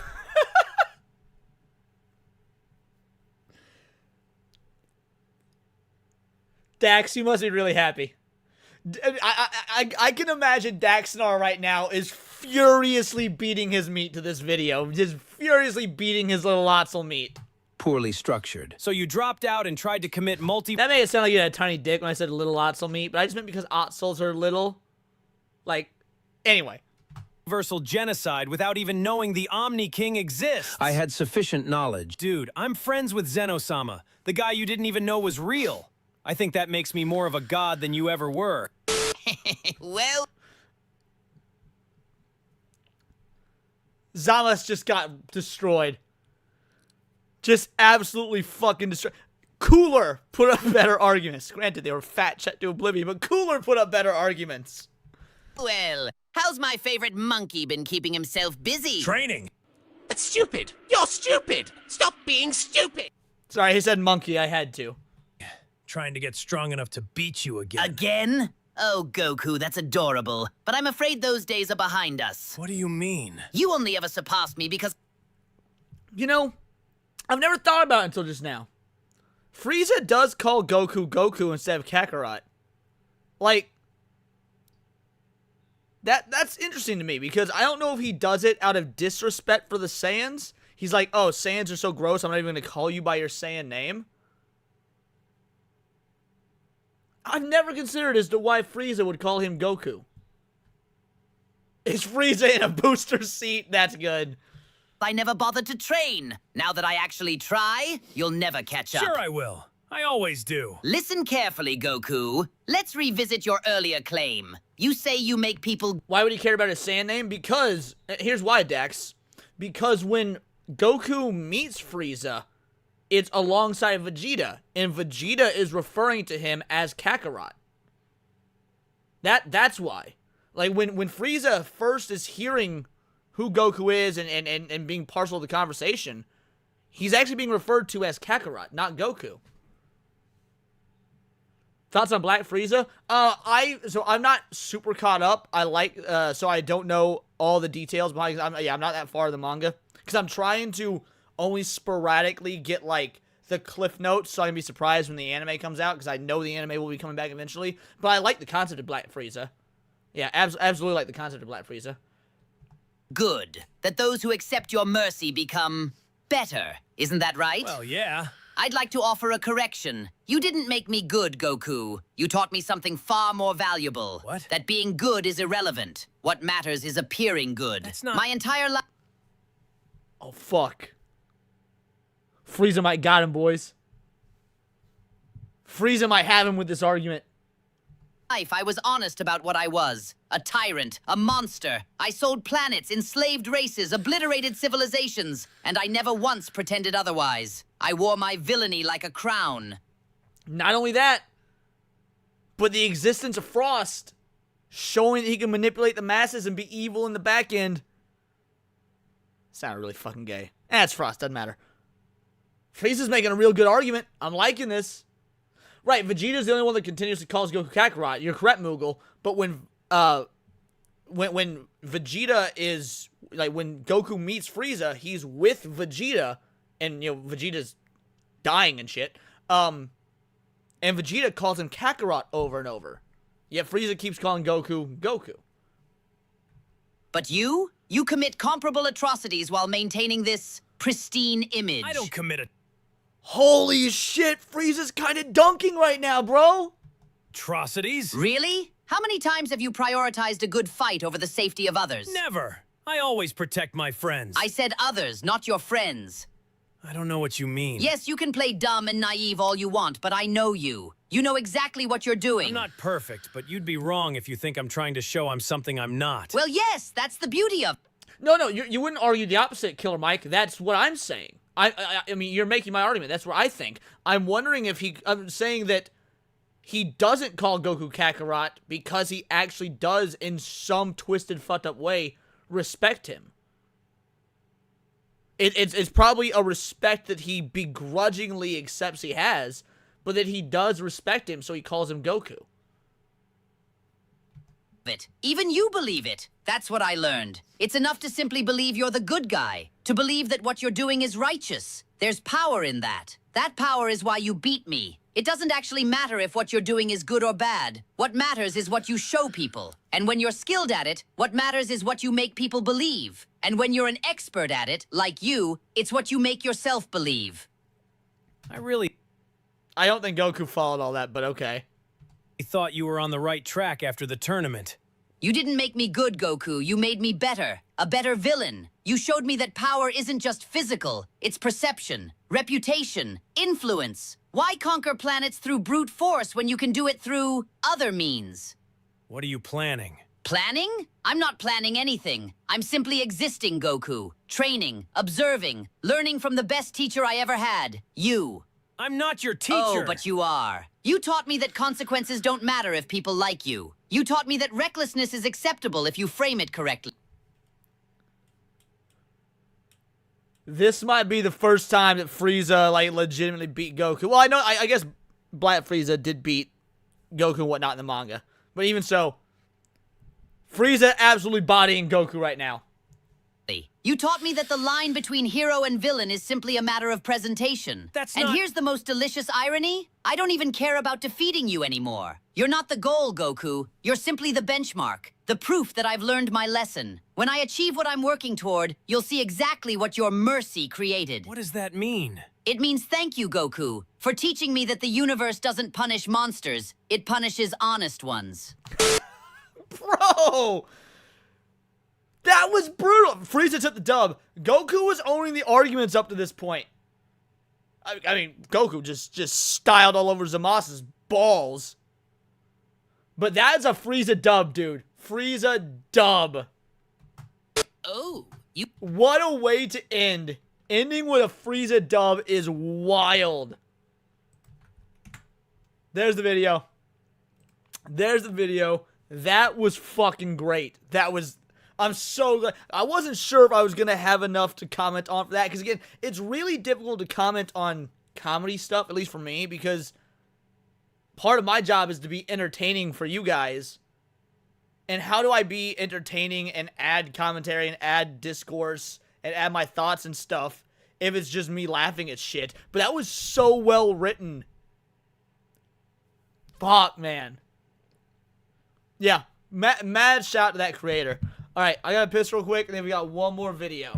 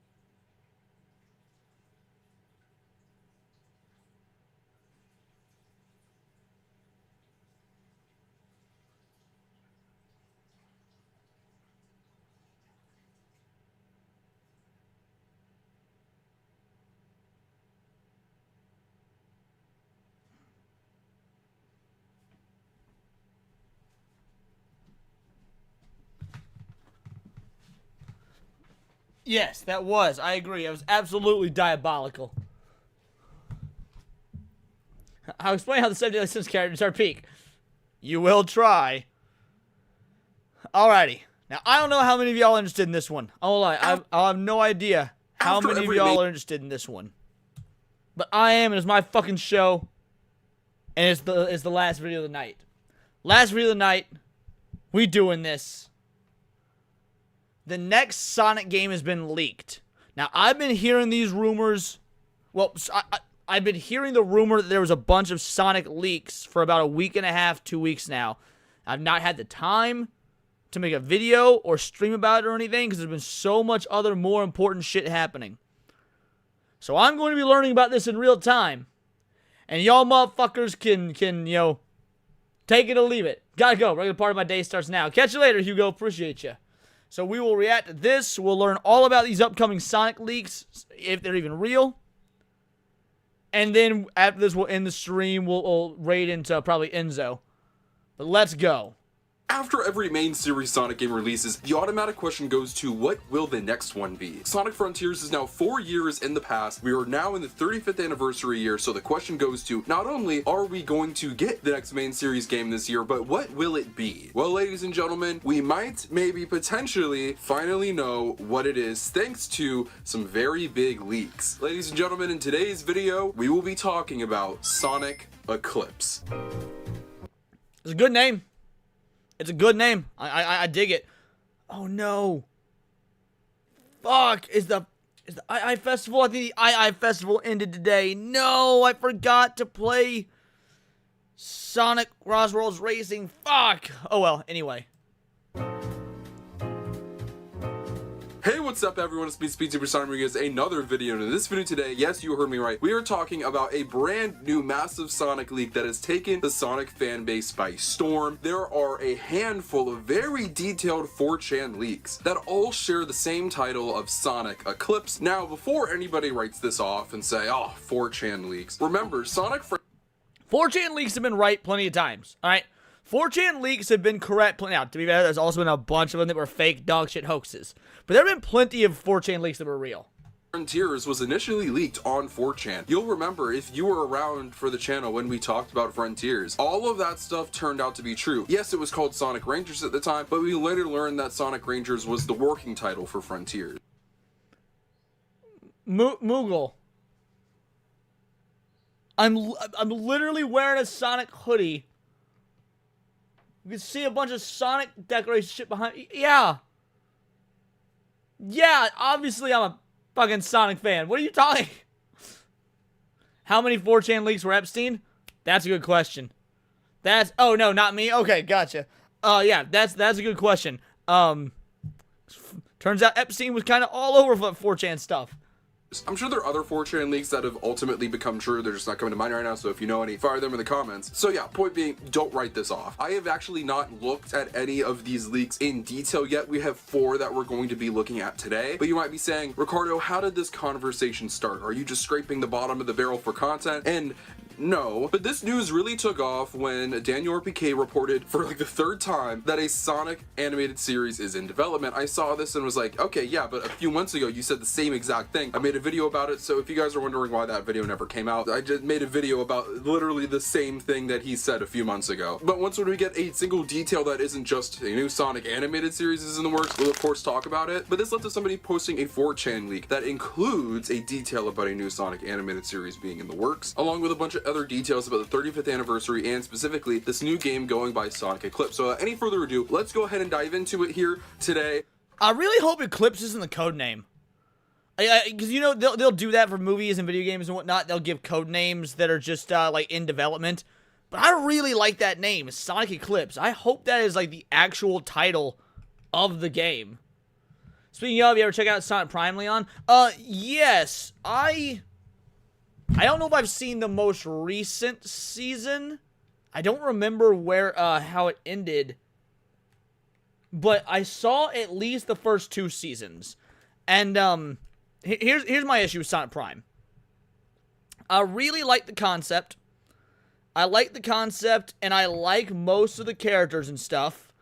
But I absolutely hate how vapid and TikTok-ish the animation and Sonic as a character is. Because that's not Sonic's character, and that's not how, like, I get that it's mostly for kids, but I don't think that's a good style. I don't think that it's, again, in character for Sonic. I don't think that it's, that sort of style helps kids. I think that super vapid, quick cut stuff is actually bad for attention spans. And then, like, something's off about it. There's a good story in there. There's good really good animation. Shadow is written exceedingly well. But there are some major flaws I can't overlook. So all in all, Sonic Prime is a mixed bag. And take a look at this initial leak that lines up with a few other ones that have come out over the course of the past few months. Next game is Sonic Eclipse. Stars Sonic, Shadow, Silver, Tails, Knuckles, and Amy as playable characters. Now that's interesting. Now, I heard a leak. The leak before this one stated that the new Sonic game will have 6 playable characters. So Sonic, Shadow, Silver, Tails, Knuckles, and Amy, that is 6. So this goes in line with a separate leak that was a bit older. That's like a solid 6 character lineup. Alright, I'm liking that cast so far. Definitely happy to see, just simply other characters being playable, but specifically seeing Silver in there is very interesting. Before we go any further, take it with a grain of salt, so I'm going to speak about this like it's kind of true. We're just going to take their word for things, and if we see stuff that is completely BS, we'll call it out. Features a dimension mechanic. You can switch between the real world and the Eclipse dimension. Interesting. I mean, Sonic Frontiers already ripped off Breath of the Wild, so why not go ahead and rip off other Zelda games? Sage returns. Alright, I like Frontiers, and I like Sage, but I don't know, I'm just not fully on board with that character just yet. Oh no, fuck him, he's wrong. Sage is awesome. I really like Sage. I want to see more Sage. Full of other Sonic characters are present as NPCs. Big, Blaze, Tangle, and Whisper, with Tangle's voice work being provided by Erica Harlacher from what she sounded like. I would like to see Tangle and Whisper appear, finally make a good debut in a video game. I mean, I guess they're making their debut in Sonic Crossworlds, but even so. Listen, I'm not just some cheap girl you can toy with, Kamoshida. Now I'll steal all you have! Okay, now. Oh, shit! That's the voice of An Tamaki, from Persona 5. Takamaki, I mean. Dude, that's awesome! Yeah, I'd be down for that. Let's take a look at Tangle again. Thanks for calling. We're always happy. Hey, listen, I could be very tone deaf. I could be so wrong. They do sound pretty freaking similar. I know I'm not tripping right now. I know you guys hear it too. I don't know, this does add some credibility. Crossworlds will be featured at a State of Play in February, so that's interesting. I could totally see that happening, because they say that TMNT and Avatar will be shown off as well as Billy Hatcher. Billy Hatcher coming to Crossworlds? That would be fucking awesome. I want Billy... Look, I'm normally pretty diehard anti-video game remakes. But Billy Hatcher deserves time in the sun, dude. I want either a sequel or a ground-up remake. Now, exactly the same, one-to-one, the way they should be done. Like Spyro Reunited style of Billy Hatcher. Akira and Alice Bragman from Phantasy Star Online. I don't know who that is. Sorry if I mispronounced that. So we'll definitely have to keep out for that. They are being very, very in-depth with details here. So, like, they're putting, like, their balls on the table, essentially, and being like, yeah, this is all true. Here are all the details of stuff that will happen. And if this does end up actually happening, that's pretty nuts. This guy is either completely right or kind of stupid, because he could leave these details being, like, very vague, like a lot of fake leakers do. But he's providing a lot of details in here, so he could have left it at Crossworlds will be featured at a State of Play in February. That's kind of an easy bet. You don't have to go into details, but he says a lot about Crossworlds, so we'll see. A Dodonpaw Travel Pass will be shown off too. Features extra tracks in Crossworlds, Mementos, Press Garden. We're gonna get a Mementos. This better be real, dude. A Mementos racetrack would be fucking spectacular. Like, I was bummed we didn't get a Mementos or any Persona-oriented track, really, with the Joker drop. Bro, that would be so fucking... oh, my God. and the algo system are among some of the new tracks shown, but it's a quick teaser. Literally runs off the reveal of Alice with a "wait, where are we?" line from Sonic after a ring sends them to mementos. Voice acting for Sega characters and possibly the paid DLC is being discussed. I believe that's still in reference to Crossroads. A second character pack is also in development. Sanrio and DC Comics are in talks for characters. I'm pretty sure Sony shot them down for Astrobot and Square shot them down for Chocobo Racer. Is that how you say that? Alright, now here's the next section saying Unleashed getting remaster. Amy is the playable. I don't know how I feel about that, man. I mean, I know a lot of people want an Unleashed remaster. I know everybody, and Unleashed is a great game when it's a great game. It's a great game with a lot of flaws.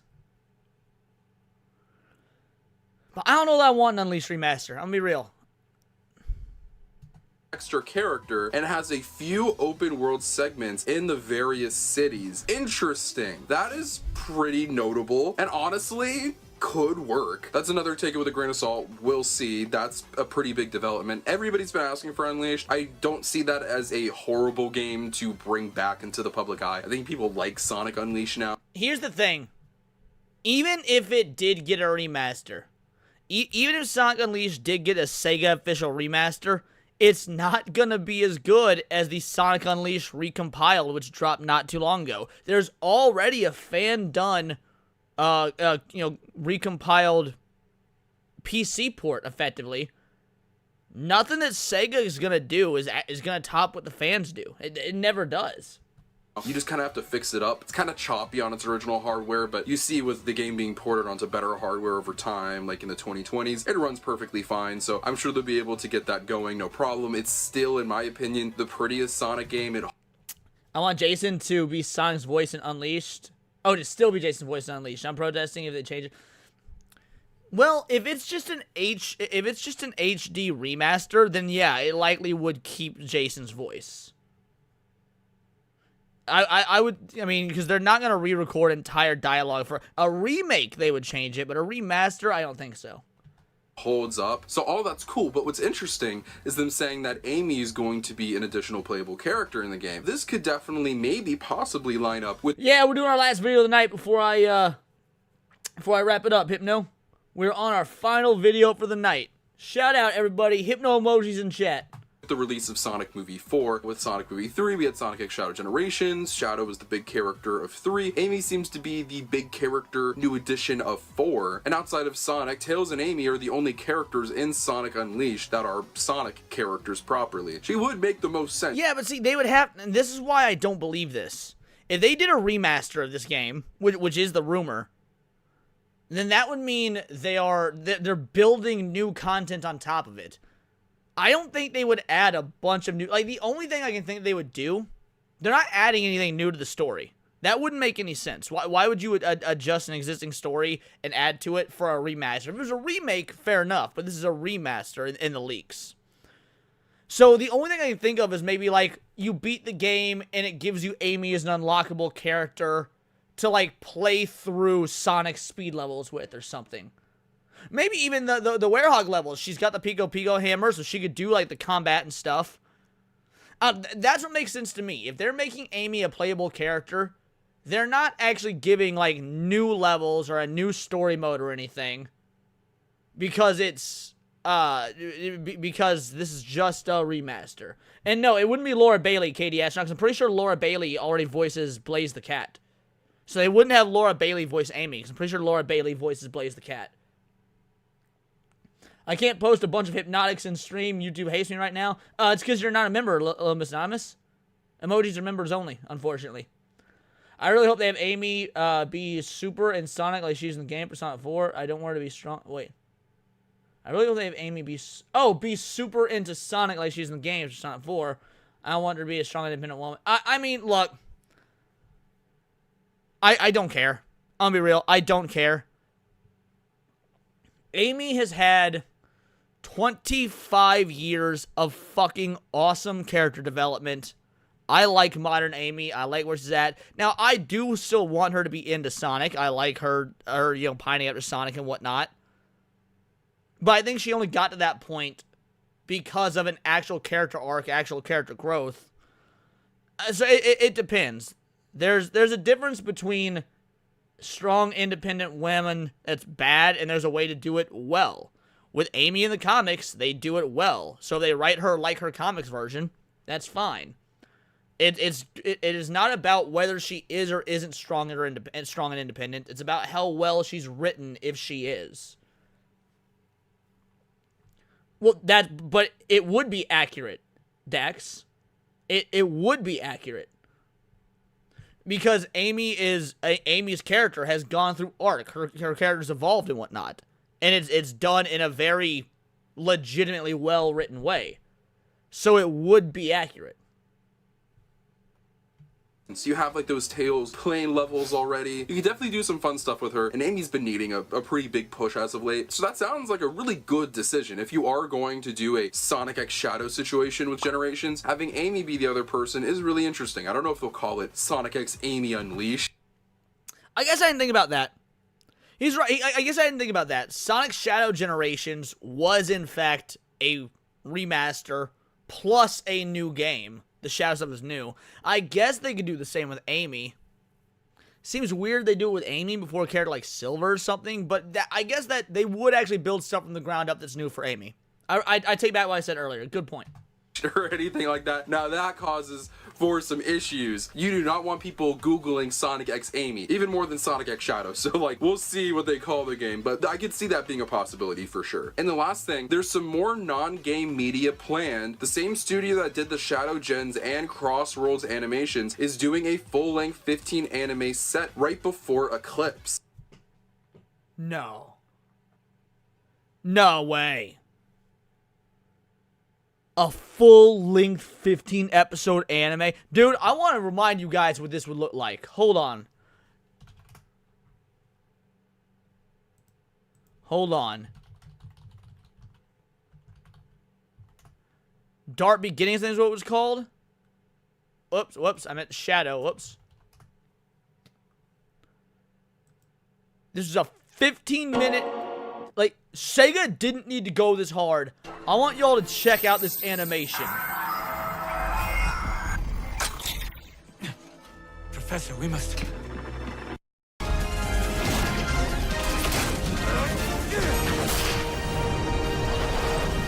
Now about this spacecraft, I can... No, you're right. Like, imagine a 15-episode anime in this style.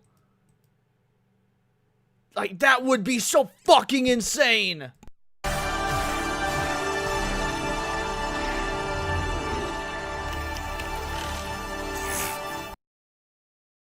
Dude. If that is real, that will be the most hyped thing to come out of the 35th anniversary. Don't give a fuck. Holy shit, that would be awesome. First announcement at the State of Play, Sonic Central comes after. Whew, so there's a lot packed in there. There's no details about who this person is, like what their job is, how they know all of this information. But quickly on that last kind of detail of a new show being done by the Shadow Gens and Crossworlds animation people, I like that. I hope, I really, really freaking hope that it is not going to be a YouTube thing. I don't want that. It just like, nobody... I don't care. Just because if it was a YouTube thing, that would not negate it being... Again, an official anime. There's a lot of anime that are on YouTube or whatnot. I honestly, I'd rather it be on fucking YouTube than Crunchyroll. For sure. Would 15 full-length episodes dropped on YouTube 1 week at a time or whatever, 22 minutes each, I would rather that be on YouTube than fucking Crunchyroll. Absolutely. Really cares as much when it's just a YouTube exclusive. Like, don't get me wrong, people like the YouTube shorts, like Shadow Generations, Dark Beginnings is amazing, but ultimately, like, you want a show on television, so... Why? You are making content on the internet with almost 100,000 subs, this alone 31,000 views. Clearly people use the internet and they consume their media that way. By the way, you can watch YouTube on your fucking TV. You can watch YouTube on your TV. This is a retarded ass argument. That you were able to have like significant ratings and you're able to like have an entire significant ratings. Motherfucker, YouTube offers the most accurate ratings of any system. You can actually look up the average time watched, how many people, you can get exact numbers on how many people watched it. It's called the fucking view count. This dude is a moron. Our merchandise line, you can't do that with a web series. I surely hope You literally get, you know what, moving on.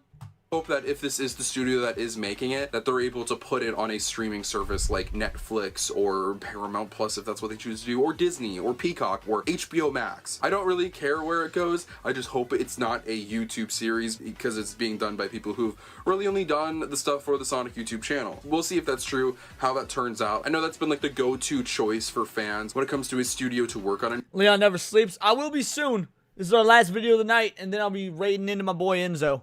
New Sonic show, so we'll see if that's actually true. And we won't have to wait too much longer to see if this leak is true. The State of Play will be coming up in February, and we'll see how that goes down. Well, there was nothing for the State of Play. There was nothing at the State of Play for Sonic. And if everything that is revealed for Crossroads in there turns out to be true, because if that happens, I think we can assume that this leak about this new game is going to be true. But like I said, that's not the only leak, and we have 3 more to go. Yeah, bringing up Hell of a Boss is an excellent comparison, KD Astronaut. Exactly. YouTube was guaranteed to get more eyes because YouTube is free. Billions. Exactly. Absolutely, it would get more eyes on YouTube than on any other streaming service. Through still, and I'm sure this video is getting pretty hefty in length, so let's go ahead and dive into this one. A person who I know who works as a janitor in Sega's headquarters in Irvine, California told already bullshit. This is fake. This is bullshit. Told me about a new Sonic game he saw. Believe me or not, I don't care. But if it becomes a reality, we'll see. I trust him. He told me these things. Alright. Real fast. I know I'm stalling. A janitor? And Amazing Digital Circus is incredible. I love Amazing Digital Circus. Janitor. I feel like that's like such a cliche, like, oh, I'm going to leak or steal things from this company that I don't really work at. Because the last thing you want to say is... I wouldn't say it would kill the series. You've got a lot of very successful series on paywalled streaming services. But it would do better on YouTube for sure. It's like, yeah, I work at Sega, I'm gonna leak this. Like, no, he has a friend who's a janitor. It's not impossible, but yeah, take that one with a grain of salt. Already off to an interesting start. Digital Circus has amazing writing and amazing animation. And I would think I would hate Digital Circus because it's so fucking millennial. But, again, it goes to show that not all millennial writing is bad. Somehow Digital Circus pulls off millennial writing in a good way. But they go on to say, and this is before this first leak that we talked about, they say that there's a new Sonic game and he only saw a short clip in the menu, no gameplay footage seen from him. The game is simply called Sonic Eclipse. The game title looks like the Sonic and the Secret Rings one, which is written in gold, which has a really close font used. There will not be a new Chow Garden Death on a Trikey. Now, I agree with you. I would love to see the Chow Garden return. I absolutely want to see the Chow Garden return. But Takashi Iizuka, the guy who's in charge of Sonic Team right now, maybe in charge of Sega as a whole, but definitely Sonic Team right now, has said that the Chow Gardens are reserved exclusively for adventure games. They will not be in any other game. Okay. The game was on a PS5. He told me that the room he saw the game has only PS5s. He saw 15 seconds of a clip. It shows a big city with Sonic in it and literally ends with Sonic and Dr. Eggman teleporting. But there it ends without showing where they go. Menu has Sonic watching a city at noon, but city is distant. Also, only single player in options. As I said, I trust this person as he's a friend of mine, but obviously it's unfinished, so what he said to me could be things which could change later on. That one sounds significantly less believable. It's vague, but the details They make good money for a Chow Garden game, even for like $20. Yeah, even a mobile game, dude. Even just a Chow Garden mobile game. he gives sounds so unbelievable. Like, the whole, like, menu thing, that's fine. That's the vagueness of it. But the details of, yeah, my friend is a janitor. He works, like, at Sega as a janitor. Or at least, like, he's a janitor and occasionally goes to Sega to do janitor stuff. He also happens to be a massive Sonic fan and knows about Sonic and the Secret Rings and what that font looks like. Like, wouldn't he be snooping for more? Like, I don't know. It's just, like, it is so interesting, so weird. Two things can be true at the same time. This game could very well be called Sonic Eclipse, or the working title could be called Sonic Eclipse, and this also could be fake. Like, he could have, like, accidentally gotten the title right. But yeah, there's that one. We're not gonna spend a whole lot of time on it because I don't trust that at all. But let's take a look at this next one that was posted even earlier than that one. It actually seems like we're going in reverse order here. So this was on January 13th. Next upcoming game is Sonic Eclipse. Frontiers like with a city. There you go. Shadow is playable. It's about an alternate world. Sage returns too. There you go. So it seems like we're talking about like Sonic racing. And this is, I want the next game to be, it doesn't necessarily need to be a direct sequel to Frontiers, but it does need to have a through line. If you played how Frontiers ends, or if you played Frontiers and get the ending and whatnot, Sage is a very, very, very important character. Crossroads now. Crossroads surprises are extra content packs relatively early in the planning stage for some of this. New cups. The Ruby Cup comes with Studiopolis Kingdom. Really? Studiopolis. Interesting. Valley and Space Colony Arc adds a Chow Garden and Null Space Crossworld. The Drive Cup comes with Green Hill Zone, Speed Highway, and Metal City. If they actually add Speed Highway to the game, I'm done. Like, that's amazing. That will make it the greatest Sonic game ever made. Not really, but still. A City Escape and Special Stage as Crossworlds. The Genesis Cup comes with Mementos, Dream Valley, and Temple Trouble. The last two are ported directly from Transformed. Adds Kamurocho and Miku Concert as Crossworlds. The Age Cup comes with Chili Castle, Burning Depths, and Race of Ages. Adds Graffiti City and Tartarus as Crossworlds. Extra. This motherfucker not know how to say Tartarus. Is this motherfucker that retardarus? Cars are, Jesus, very detailed. A Twinkle Park car, a Chaos-themed vehicle, a Lego truck, Eggman's drill car, Amy's Sonic R car, Breeze. A few boards is the Crazy Berserk, a new Chaos. Name a stage with more hype theme than Speed Highway. Dude, for real. Like, Speed Highway and the opening stage, Emerald Coast, had the hypest themes of any stage in the game.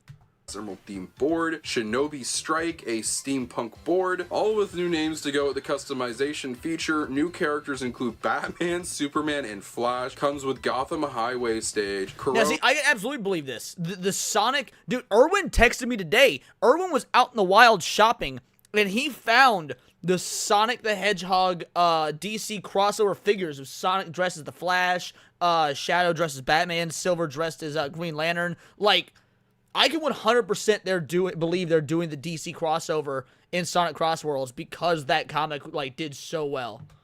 Just on her own. The details on the Crossworld stuff and first teaser for Eclipse is due to be revealed early 2026 at Sonic Central. Alright, there you go. That one, so detailed. That sounds like a fan who just has a lot of really cool, fun ideas for Sonic Racing Crossworlds more specifically. I don't know. The first one just sounds so much more believable to me because they're not giving so many details to where it's unrealistic. Like, they're giving timetables and it doesn't sound far-fetched. This sounds like this person has a list, like, in front of them, pictures even, works at Sega, knows so much that is going on. Like, that is just so many details to know about what's coming up for all of this, and also saying they're just in the planning stages, but here's everything that they have. Like, it just sounds like so much that I can't believe it. The Crossroads segment just torches it. Like, I'm not gonna completely rule it out. This could be true. From the sounds of it, the Eclipse information they give lines up with everything else the others two said, but I don't know. There's just so many details here. It is just too much going on. They do also say this. If even half of this shit was real, though, that would be incredible. Like, it's Sonic's 35th anniversary, dude. This year is the 35th anniversary. They have got to come out the gate swinging. We are 2 months into the 35th anniversary, and we haven't really gotten much. So this has got to be big. They've got to go big. will be revealed at a Sonic Central. I'm sure if there is a Sonic Central, which there will be, they will talk about Crossworlds, but the other leak, the one that I'm choosing to think is the more legitimate one right now, they say that Crossworlds is coming out of State of Play in February, so we'll see. I don't know, but here which it did not. State of Play was a few days ago. It didn't happen.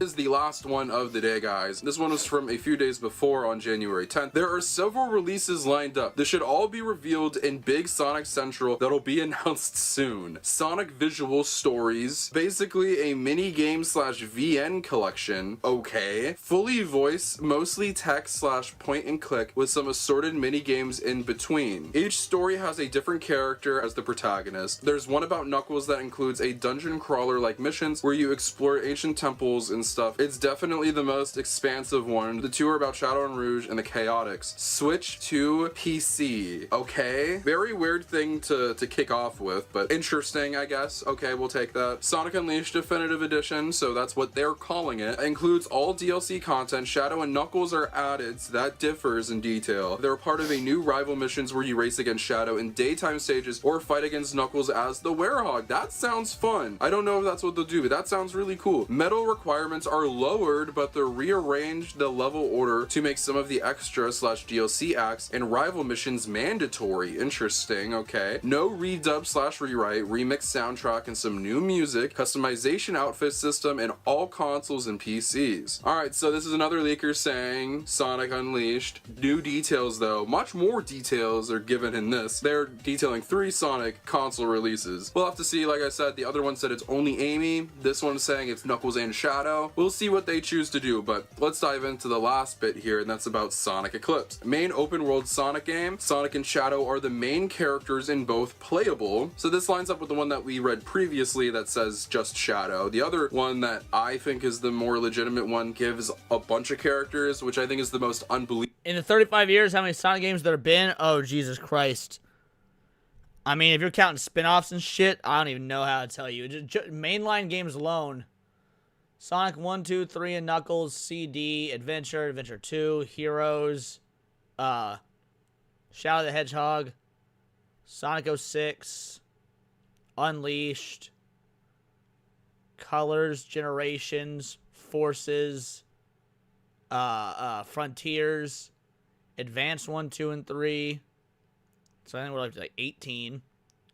Sonic Rush 1 and 2, so that's like 20. Sonic Battle, it's 21. At least 21 off the top of my head. Plus a bunch of spin-offs. Oh yeah, 3D Blast. We got a 3D Blast. Spinball. Yep, Spinball. It's 23. Sonic Chronicles. Yep, that's 24. Yeah, so at least 24. Knuckles Chaotix, if you count that. So that's 25. There's 2 Tails spin-off games. There was Game Gear versions of the Sonic games, which were actually different. There was 3 of those, so that's like 28. So yeah, like, at least 28. The Murder of Sonic the Hedgehog visual novel, so 29. The Sonic Riders 1, 2, and 3, so that's 32. Sonic Racing Games, that's so 35. Sonic R, 36. So you know what? At least 36 games in 35 years. Unbelievable part of that league.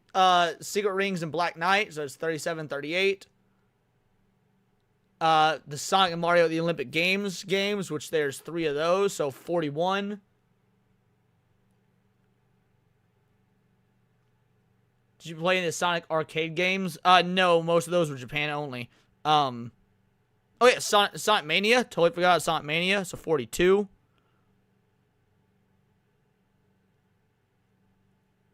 So yeah, at least fucking 42 games in 35 years.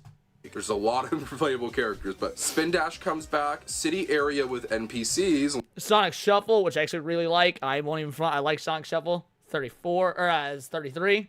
lines up. 43, No fuck. boosting, new boost speed mechanic. You can special moves and increase combat power while maintaining top speed. This also ties into Sonic CD like dimension hopping, where activating certain items on the overworld can transport you to an alternate world. Linear levels are still in the game. Switch to PS5 and Xbox. And I apologize, guys, because I'm completely forgetting one last leak. This is the last one, I promise, that mentions Sonic Eclipse, and this is from November of 2025. Let's get into this one, guys. It seems to just be about Sonic Eclipse, so let's get into this. Title is Sonic Eclipse. Main playable characters are Sonic and Shadow. Lines up. There are many others unlockable later in the game, so there you have it. That's where the other characters mentioned in the first leak can pop up. Completely overhauled player controller. Boost is removed and replaced by rolling and spin dash. If they do that, if they go the route of the Sonic Adventure gameplay style with rolling and spin dash and stuff, that would be fucking glorious.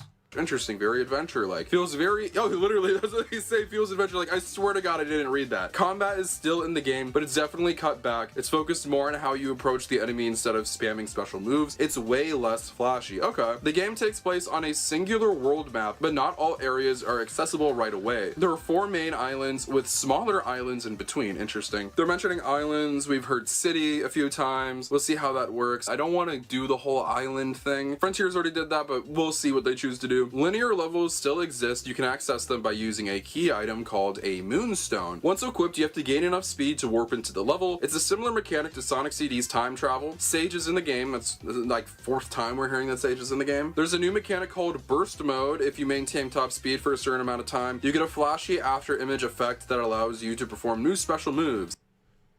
Yeah, I don't believe that. That is taken. A lot of this one seems to be taken from a fan game that does exist. I don't remember the name of it, but it seems really, really good. I need to check it out. But yeah, this one's actually seeming like it's taking a lot from an existing fan game.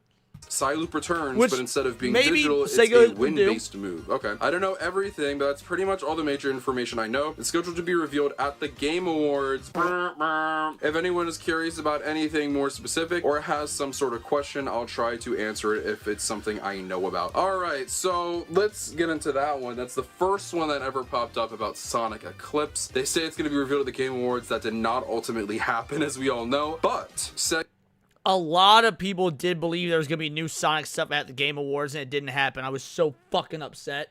It's the 35th anniversary. How you not show off something at the goddamn Game Awards? Sega said that Sonic, I believe, they said that Sonic was going to be at the Game Awards. Azuka was at the Game Awards for a seemingly no reason. It couldn't have been to accept the Racing Game Award because they quickly breezed past that, along with Mobile Game and Family Game. I truly think that there was a change of plans with the Game Awards. Oh yeah, Sonic Rumble came out this year, or this past year, so that's 45.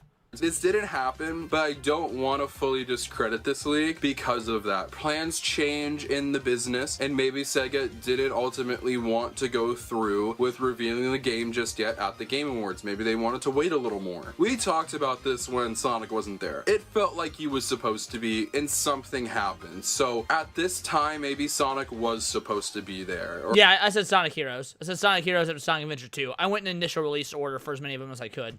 Or at least what he knew at that time. He was going to be there. But once again, this all could be Sonic the Fighters, that's another one, 46. Fake. The next game could be called Sonic Butt. That could happen. And the game could be a fully 2D side-scroller. And Sega's like, you know, Sonic the Hedgehog 4, Part 1 and 2, forgot about that. So depending on how you want to count that, we're either 47 or 48. We've given up, guys. We're done trying to give you good games. And you play as like Sonic, but every ring you eat makes you like severely overweight. This all could be fake, but there's a lot of stuff that crosses over with each other that could be real. A lot of things in that Mr. Robotnik's Mean Bean Machine, if you want to count that as a spin-off, it'd be 49. First leak in particular have some credibility to them. Slightly. That leak kind of just more sets itself up with them giving dates on when things are going to be announced. Yep, I did say all 3 Riders games. And the things that are going to be revealed, they're essentially just giving us time to see if they're telling the truth or not. Regardless, I thought this was just really interesting. We haven't... Maybe you can count Sonic Shadow Generation, since that is technically a new game with all the Shadow stuff. That would put us at an even 50, but if you don't count that, fair enough. done a Sonic leak video in a long time. I kind of miss talking about Sonic game leaks because they're so fun. But I'm sure this video has gone on for long enough, so this is where I pass it off to you guys and ask, what do you think? What do you think about Sonic Eclipse? Do you think that this ultimately will turn out to be the next main series Sonic game, or do you think this is all completely fabricated? Let me know what you guys think in the comment section down below. I'd love to know what you guys have to say. Feel free to follow my social media, links to my Twitter and Instagram in the description below. Well, yep, I don't care about any of that extra stuff. Yeah, man, if even half those leaks turn out true, then we gonna be eating good. Then we are. If even half those leaks turn out to be true, then we're gonna be eating good. There was a lot of consistency among some of those. There was a lot of consistency. It doesn't necessarily mean shit in the grand scheme of things, especially with the way the industry is right now, but I mean, it's the 35th anniversary. Swing for the fences. Go big or go home. Yeah, I got those already. Dark Clyde. I did count those. Yeah, I think some of that leak stuff is true. I do. I think some of it is true. I just don't know. I don't know how much. So, all in all, like I said, they gotta do something big. 35th anniversary. They've been talking about it. They just had the big DC crossover. We need more, man. We need more. Hopefully, Sonic Central will be sometime soon. If it's supposedly supposed to be early 2026, and if Sonic Central's soon, then we absolutely will do a live stream covering just that. I mean, I'll probably do other stuff as well, but that'll be a big part of it. Yeah, 30% was about what I was thinking. About 30% or so of that being true is about what my head was at. The anime things interest me the most. That and multiple playable characters in Eclipse. Yeah, those were two big selling points and a bunch of extra levels and Sonic Cross Worlds. If those three things are true, that's enough for me to be happy. Those three things are enough for me to be happy. But that being said, we've been going for over 6 hours now, which is bananas. So I'm going to bounce on out of here. We're going to call the stream now. We're going to raid into my boy Enzo. Shout out to Enzo. Everyone get in his chat. Type in Vital Idol Raid. Thank you so much, everybody. It was a great stream. Great Sunday special stream. Keep getting us to these Sunday specials for Neon Leon, man. When we on Neon Leon, we hit that tier 3. We will do this every Sunday, but we got to hit tier 3. So make sure you be doing that. So until next time, again, thank you to everybody that donated. If I didn't say that, it means the absolute world to me. It's truly appreciated. And until next time, it's all here in the Nerdosphere. This has been Words of Paradise. Raid Enzo and say Vital Idol Raid.